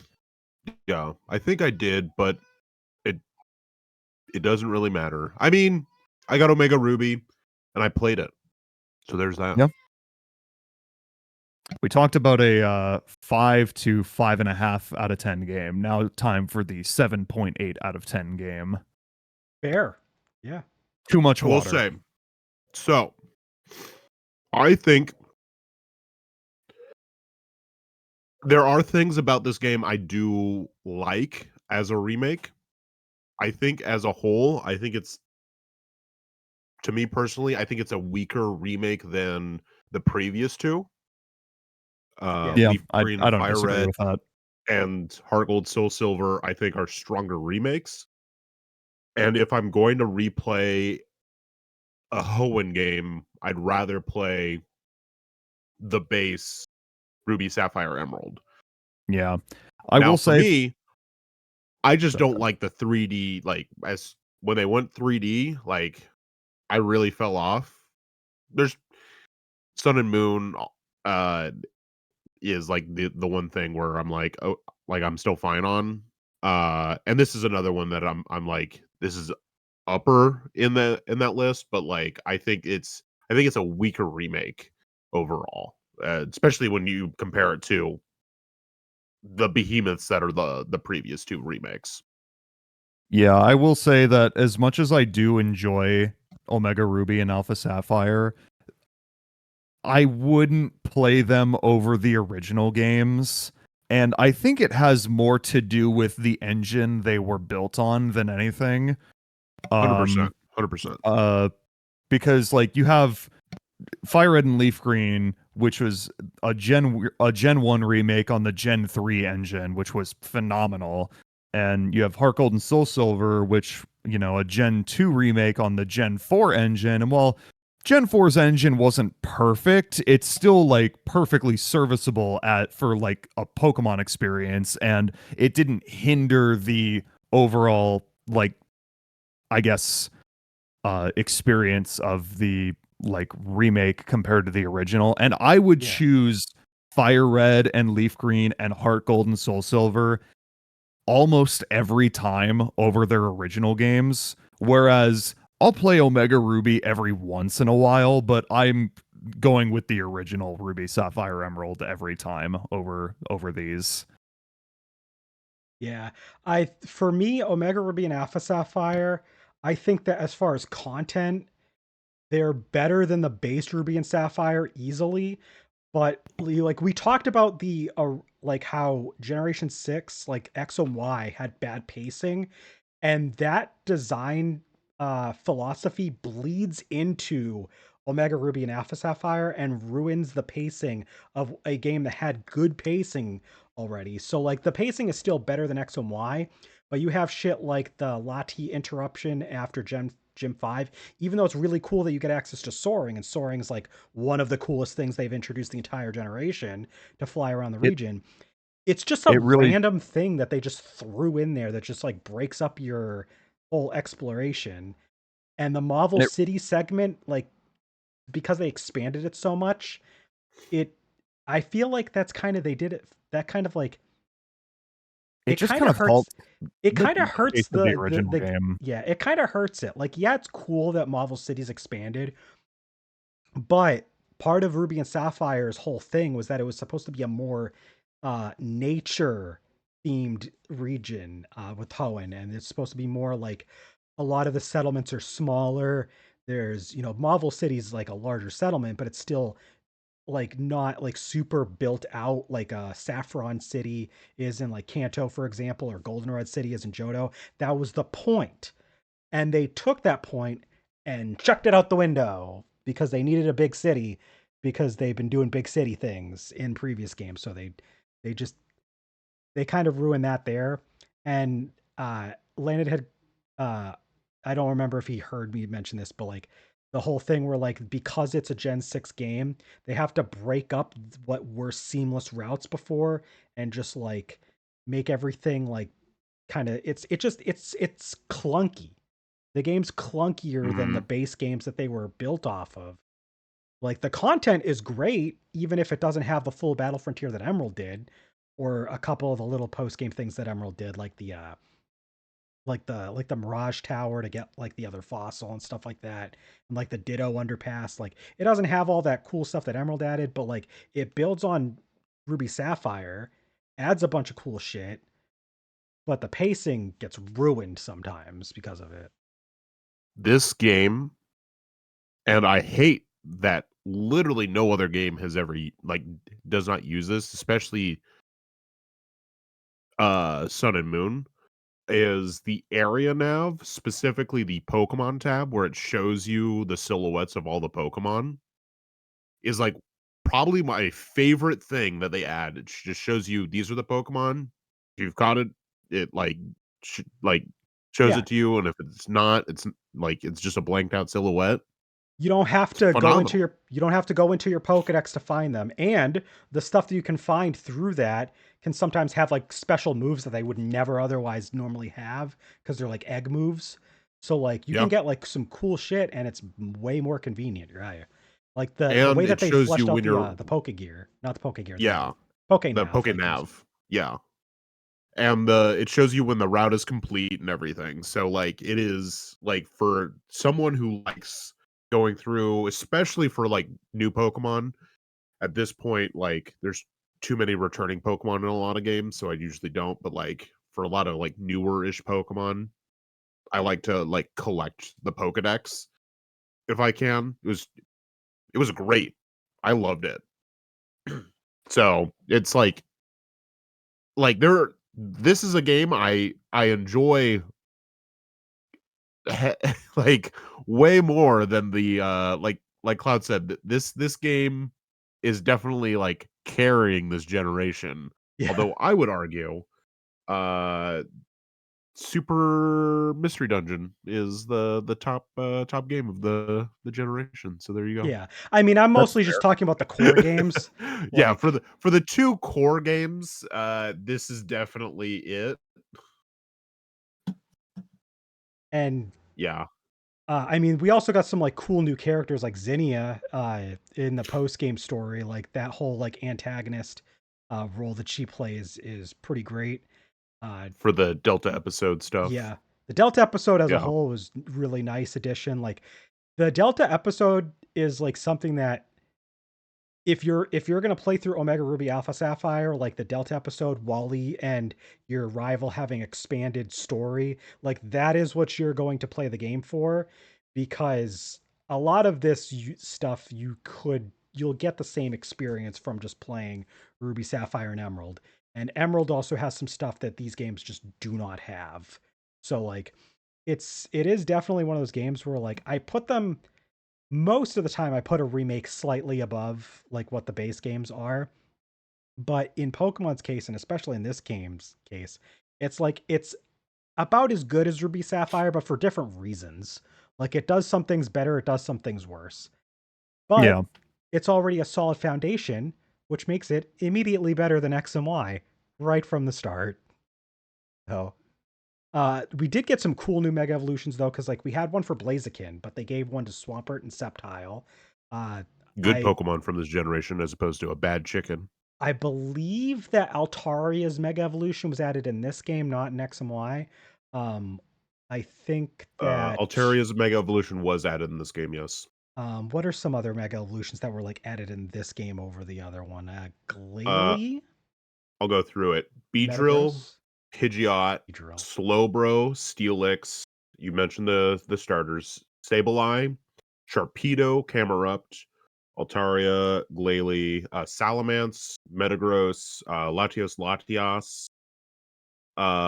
They were coded in X and Y, but they were not available Yeah, until they were not implemented until this game.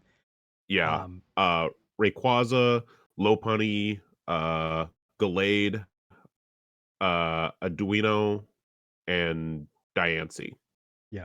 And you know what's wild to me is that And then like the primals. one of the things that we complained about, which was lack of implementation of the mega evolution mechanic that like was a big thing for Generation 6. They did not do enough of it in X and Y. They did a much better job in this game.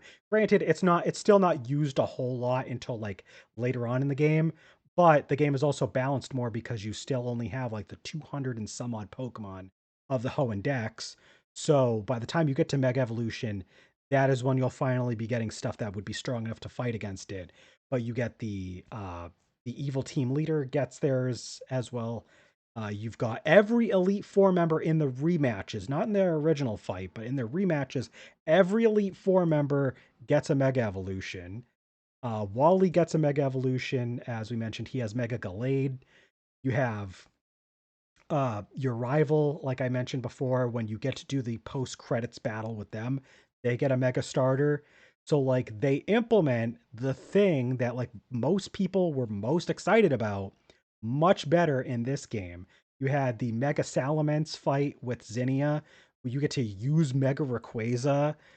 Like, there's the primals with Primal Kyogre, Primal Groudon, which I will say, the fight against Primal Kyogre to catch it, because obviously I wanted to catch it, but having to catch it while it's a primal and killing my team was one of the most exhilarating Pokemon boss battles I had the entire 3DS era. Like, it was the best battle I had at that point since Generation 5. Like nothing in X and Y came close. And like I was replaying, the Hoenn games obviously, so I'd already been experienced with all the stuff that was originally there. But that primal fight, oh, that's some good shit, dude. So like, It's a yeah, good it's this game like has some good the stuff. going up against the primal is really good. I like the primal Groudon fight. So yeah, I agree with that. And I like that Groudon got got the fire type Yeah. from his. Like now he So Yeah. can like actually use his he can actually like make better use of the sun by getting so he's like yeah, on the same footing. Oh he's yeah. at least getting a stab for a lot of like because he could use like fire blast and junk. So before, but yeah, he can actually really use the sun mechanic. Oh, I And guess eruption because they gave him eruption as a he's, move as well. he's had that since Or the original. that was something he had, but yeah. So Yeah. Yeah. eruption like becomes a stab move, which is really good. Lava plume as well. So Yep. yeah, And yeah. then one thing I like is that they like the so in the post game when you can get all of like the legendaries by doing like the legendary hunting, they do have some version exclusives, and some of them are actually like tied specifically to like better line up with the version exclusive. I mean, it was already like a thing based on like which version you had anyway, but like you get like Ho-Oh in Omega Ruby, which plays well with Primal Groudon. And then if you get Lugia in Alpha Sapphire, that plays well with Primal Kyogre because it uses the rain better. So like it's just really cool how like they just like had all that figured out. Like Reshiram and Zekrom, same thing. Reshiram is in Almega Ruby. It's a fire type dragon. So The one definite thing that is an improvement over the original games. You can catch Feebas in this game. It is possible yeah. to actually It catch is it. yeah, it is not a total fucking pain in the ass. It But is I not undoable. Finally. That and because of the fact that this is now a game that is tied to your system clock, you don't have to worry about like the time-based events like just kind of frying because of a dead battery in the Generation 3 games. Like Shoal Cave now operates as intended, and the You don't have to evolutions are get now easier to get.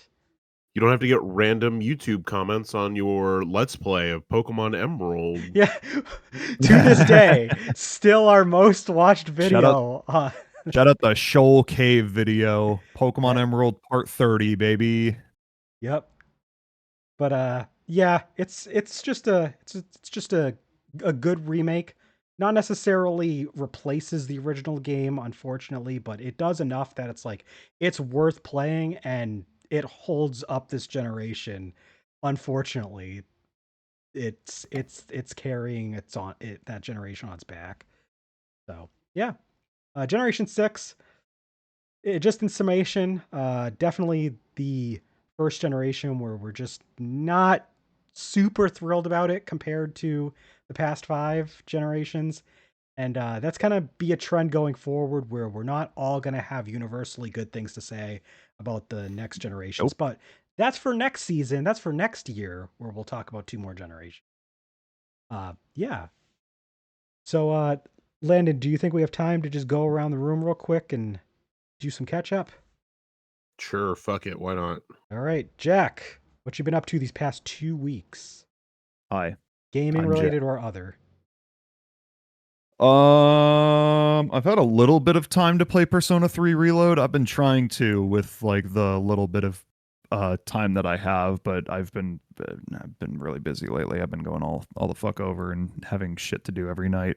The only thing I have to say about my recent time in Persona 3 Reload is I fucking hate Suimitsu, the gourmet king. Oh yeah, dude, he's He's so annoying.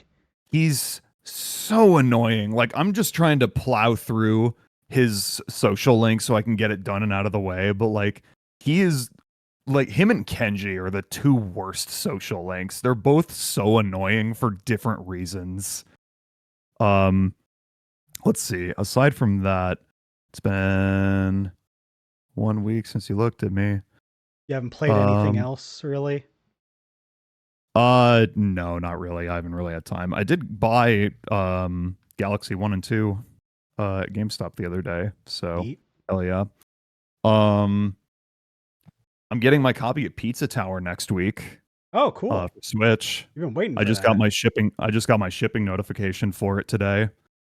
Um let's see. What the fuck? I know like generally what I did in the last 2 weeks. Let's see. I had a pretty big weekend where I had like 3 shows in the span of 5 days. It wasn't really just a weekend. I guess it was like a weekend plus Monday and Tuesday. But I had a show on the 3rd, a show on the 5th, and a show on the 7th. I went to see Anamanaguchi again, the shirt. Wearing the shirt. Um Great fucking live band. They're so fucking talented, and their music, like they put out an album this year that's like very different from all of their previous material. It has like vocals, and it's like a more traditional rock album than what Like, I they don't even know them that well, but I know that they don't usually do that. So I'm like, what? if they've ever done vocals in the past, it was from a guest vocalist or Hatsune Yeah, Miku. exactly. So, Like that's like I've never heard vocals but from them.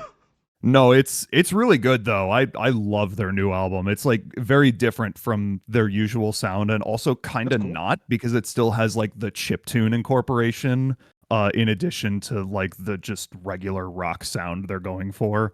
Um Other shows? then a couple days later I went to go see a nice quick 2 band bill of 2 psychedelic rock bands, one Population 2 and Frankie and the Witch Fingers. The reason I couldn't be there for the first Silent Hill stream, Okay, so that was which the was one that you were at. also a fantastic show. And Landon said he gave me the pass for it because Frankie and the Witch Fingers sounds like a spooky name, and it's Spookfest. But So you, in order to get the pass, you have had to have live stream it and put it into Cloud Spookfest. that's Yeah, true. You were The problem is that Cloud the problem is that Cloud Spookfest stream finished before the show started. So then there was no reason for you to have missed the stream. it was 3 hours away from me. Could you imagine your just laptop like and your yeah, mic? just chill in the I don't car. have a laptop. Just chill in the car, pull out your freaking mic, and just like set everything up in your car, and just do this stream with me real quick, and then go Yeah. inside. Should have bought a laptop. Anyway, the other show that you went to, because you had the third show. Just yesterday, I went to go see Magdalena Bay down in Indy, and it was a fun show. They have just a couple of albums out. It's pretty like, I wouldn't say straightforward pop music. It's very different and very kind of like, I wouldn't say like internet centric, but it definitely has like an internet like aesthetic to it, like kind of old school Windows type shit. But it's very fun, and they were very good live. So that's pretty much most of what I've been up to lately. Still watching through Dragon Ball Z. We like just got to the start of the Cell games after like around 7 or 8 episodes of filler. So getting into the good shit. But that's about it. Right. Does she know that Gohan is the true champion? She has predicted several different things, but I don't think she said that Gohan is going to be the one that finishes him off. Okay. So it's gonna be fun to see that play out. Yeah. All right. She really likes Gohan though. Like she's all about like his whole character arc and how he's grown since the beginning of the show. They built She's him gonna into a hate. They built him She's into gonna a hate great. after he goes ultimate. Yeah. I was gonna say they build him into a great character from the first, like, you know, from the 200 beginning episodes. up till Cell. So I'm wondering how she's gonna feel after that. Yeah. I think he's fine as a quick side tangent. I think he's fine for the start of the Boo saga, but he just drops off after Boo just absorbs him because Yeah. what the fuck? Mm-hmm. Anyway. So for me, I haven't done anything like super interesting outside of gaming the past couple of weeks, unlike the last time when I mentioned like watching like the Yu Yu Hakusho live action. This time, I'm pretty much just all games. I had mentioned I had started and gotten pretty deep into Earthbound. Well, I beat it pretty quickly after that last episode.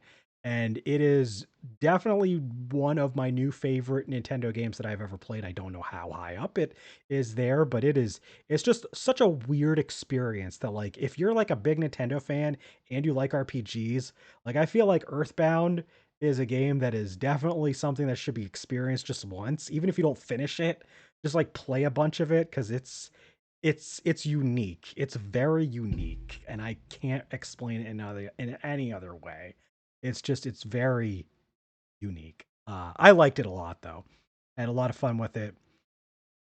I ended up getting back to a barely started file and finishing the Final Fantasy Legend, the first one, which I talked about on the Game Boy Patreon exclusive that we did.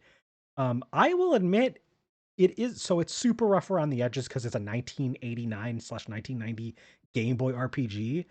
I am surprised though at how much I enjoyed it. Like it's rough, but like the character party compositions that you can do are pretty fun. The way that like your characters get stronger are based on like which race you pick. And like the monsters get stronger by eating the meat of stronger monsters. They become a new species. They don't actually like level up stats or anything. They just turn into something better, which is interesting. Like by the end of the game, Jack, who was my designated monster, was like an Iron Man class, and he had like a move that could like do fire against everything, and he had two different abilities that made him resist like basically every form of damage. So every form of damage only did like half damage to him comparatively. So he was just a tank. Uh Landon and I were both fighters, but we went in slightly different directions where I was more like just kind of focused on just like using swords where like Landon would have like different weapons depending on the occasion that I needed. Eventually though, I just stuck Landon with the broken ass glass sword, which was supposed to only have one use, but had a bug and has 50 uses. And it's one of the best swords in the entire game because it just does obscene damage. So just Landon was just smacking the final boss with that shit over the head, and honestly, it did the work. Allison was my fourth unit, and she was a mutant called Esper in the Japanese version, basically your like mage character. So they get like their own like abilities that are like spells, but then they also have some slots for other things that you can put on them. But like half of those are like locked to like their whatever like random shit that they get because they'll get like they're the one that actually gets like stat ups depending on um how when you do like finish fights. Sometimes stuff will like randomly change around. They'll get stronger. They might get a new ability. Sometimes the new ability isn't good. Sometimes it is. But like they're the one that actually improves based on just battles. The fighters that get stronger if you like buy items that improve their stats. So it's interesting that like the different races get different ways of powering up. There's like four different worlds, and one of them is like based on the movie Akira. Like it's literally just a giant ruined future city, and you're like being constantly pursued by the monster that's like controlling that entire world. Pretty cool. But it's interesting. It's like the script is really bad because it's a 1990 translated into English RPG. It's very basic, but it gets the job done. I thought it was a pretty fun time. And then after that, I decided I thought I was going to get into Fantasy Star 3, but then I decided I want to play Mystic Quest, like Final Fantasy Mystic Quest, which I had started before several times, but I was having issues with accidentally overwriting my save on the Retron. So this time I just decided, okay, I'm just gonna put it on my analog pocket, and I'm actually farther than I've ever gotten. I'm on the last crystals dungeon, the Kazuzu's Tower for the Wind Crystal. So I'm basically going to be finishing that tomorrow. Then I'll probably play Phantasy Star 3 right before Pokemon Legends ZA comes out. We'll see how that goes. But Landon's also been pressuring me because I just got the Legend of Heroes Trails of Cold Steel 1 and 2 in the mail today. And I'm really excited to play Legend of Heroes Trails of Cold Steel because I did play the Trails in the First demo. I played through that. I Trails in the didn't Sky, Yeah, first chapter. Trails in the Sky first chapter demo. And I enjoyed that. And then other than that, I was just been playing more Hot Shots Golf. There's still so much I have to unlock in that game. But that's basically it. So yeah, just a lot of different games. But I'm just working through my way through everything that I can until Pokemon Legends and Dragon Quest come out. Because once those games come out, I am probably going to try to focus on nothing else. Those are the games once they come out. So We got Trader. Trader the cat Yay. for the listeners. Landon Trader has a cat recently named celebrated Trader. his birthday. We He's love him. 16. He's 16. Trader's Aw. 16 years old. He's an old fucking man. Get He's an the old fuck out of man. here. We love him. Get out of here. I love Trader. All right, I got rid of him. Don't worry. He's Well, gone forever. You can talk about what you've been up to now, besides grabbing Trader and celebrating his birthday. I mean, that's about it. You've been I taking got care of sick over the 2 weekend, Yeah. so that was cool. And so the girls, Felicity got sick on Friday, and then Linnea got sick on Monday, so that was cool. At literally, like maybe 30 minutes after the Silent Hill stream ended, I Which was one, the first or the covered second in one? Is it the Sunday? second one, Monday. Oh, Monday. Okay, so the second one. Monday. So yeah, about 30 minutes after that, I got covered in vomit. Like she Ew. just started like projectile vomiting. It was gross and nasty. Ew. Ew. I am sorry for that for you. Yeah, it was really cool. Trader just scratched me. Ow. You put together the Lego Game Boy. How would that go? I did. Actually? Well, that was the last thing I did before I got sick. So that was sick nasty. It did come out really nice. It did. I like this thing. Lego Game Boy, it feels nice. It almost feels like a real Game Boy, honestly. Like the cartridge slot isn't quite as big. We learned that before we started this today. Yeah, he tried to put. He was gonna put in an actual Game Boy cartridge, and it didn't fit. Yeah, but it was a lot of fun to make. This is the first Game Boy, or not game. This is the first Game Boy. This is the first Lego product I have purchased since I believe the fall of the Bionicle. Wow. That's a long time. And like now I'm like, okay, do I go and try and get like a secondhand or NES? I don't really care. I want to propose to you guys a quick question. Is there a video game console or handheld that if they put out a Lego version of that you would buy? I think I would probably do one for the Game Boy Advance because I have, as much as I did grow up on Game Boy Color, like the Game Boy Advance was probably the handheld that was in my most formative years. And like whether it's the Game Boy Advance SP or just the regular Game Boy Advance, that'd probably be more I easier for think them it to would do. be if they do one, I think they would just do Right. the regular Game Boy Advance, like the atomic, like the purple. Yeah. I feel like that would probably be one that I would maybe think about getting because like yeah, I have a lot of fond memories with that one. Jack, do you have an answer to my question? I would probably get like a GBA or a DS Lego, like a fat DS. I think would be pretty cool. I think the real answer, and you guys just got it wrong, it's a Game Gear. They need to do a Lego Game Gear now. You're so right. Yeah. Now So hear there me we out. go. Lego Virtual Boy. Lego. I have a yeah. Watch them do it. I'm not saying no. That would be really weird.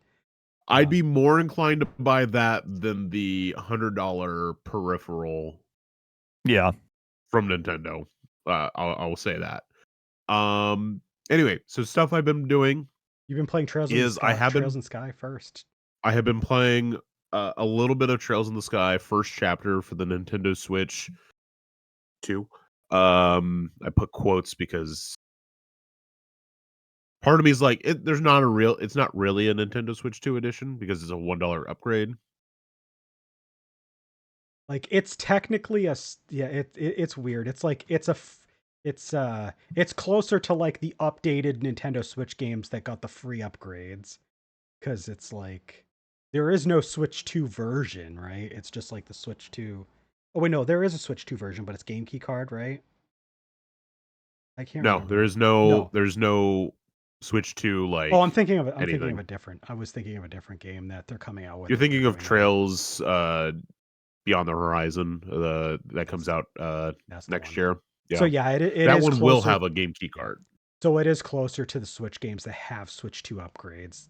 So it's Yeah, it's like basically it's like Pokemon Scarlet, but I had to pay $1, but yeah, they changed the title screen to show Switch 2 edition because that's they can get so away with funny. that. Hey, I guess Yeah, they can. it has a $61 like digital version, and I'm like, okay, let's so anyway, I'm playing the Switch 2 edition. And I'm almost done with chapter 1. I am right before you go to the final dungeon where you go and fight the Kapua family, the Oh, Bandits, where you like fight all 3 of them. So I'm right before that, but it is really hard to play my Switch 2 when it is outside of arm's reach, and I have at least 1, if not 2 babies dead asleep on me. So I decided to buy Balatro on my phone, you've been playing and that. I've been playing You were Balatro. you were also trying to play Balatro a bit on your Switch because I remember seeing you log in a few times, but I guess that didn't really pan out because again. It's just really hard to play. Like, if this is not within arm's reach, and I try to keep it within arm's reach, it is somewhere on the couch. But if it's not like literally, I can just like reach and grab, then it might as well be in a different county. Is the Balatro on the phone the way that you've been able to like do a bunch of like because you said that you've been able to like clear some runs that you haven't been able to get to before. Was that on your Switch too, or was that on the phone? Oh yeah, so I had mentioned on the Discord I cleared some gold stakes. That was all on the Switch. Okay. So yeah. The phone one is mostly for fun. Is just like me just like doing stuff because I'm addicted to Balatro. This is probably the most time I've put into a roguelite. I think the next closest is probably Into the Breach, and then probably a large jump, and then Dead Cells, and then a large jump, and then Slay the Spire, and that's probably about it. Like I like this is the most fun I've had with a roguelite game. And then I did play a little bit of Luck Be a Landlord, which is basically another deck builder roguelite, which is sort of the inspiration that Local Thunk got to make Balatro, but instead of like a Oh, card game, it's a slot machine. So you pick the things that are in the slot machine and you basically just get money each round, but the things interact with each other. So like there is a flower icon, and then if you get a bee icon, those interact to give you more money.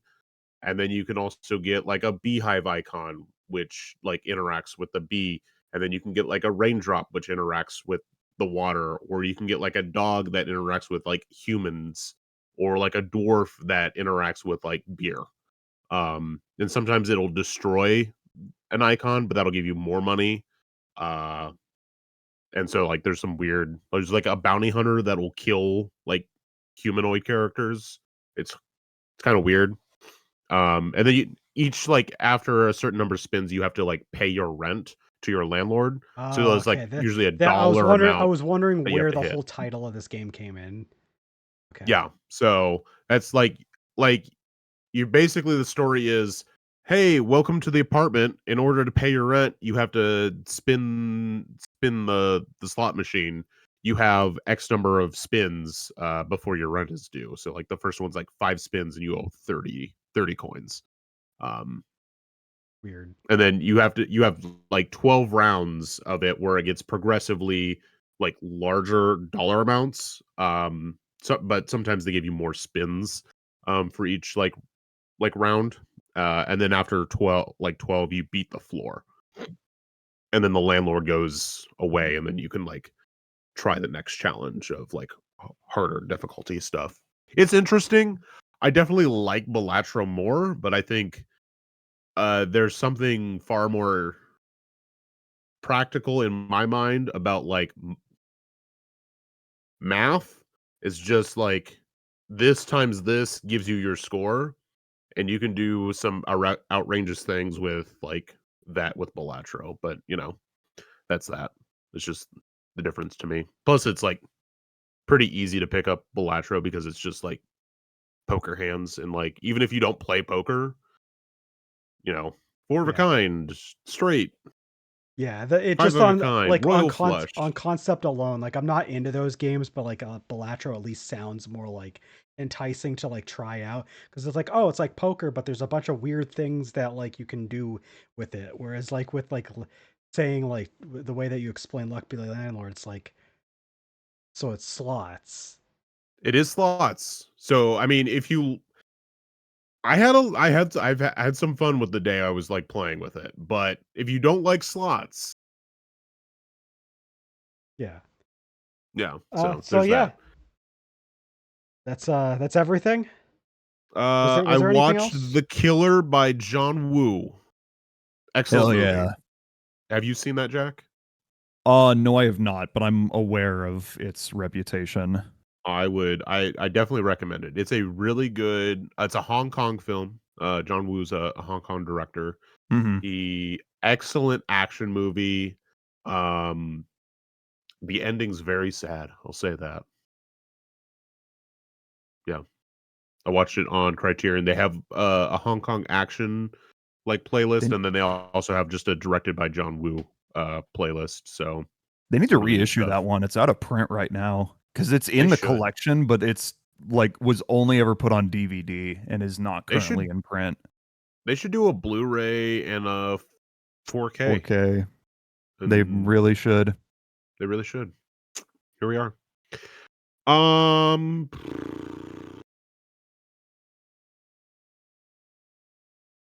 yeah, I think that's it. All Oh, right.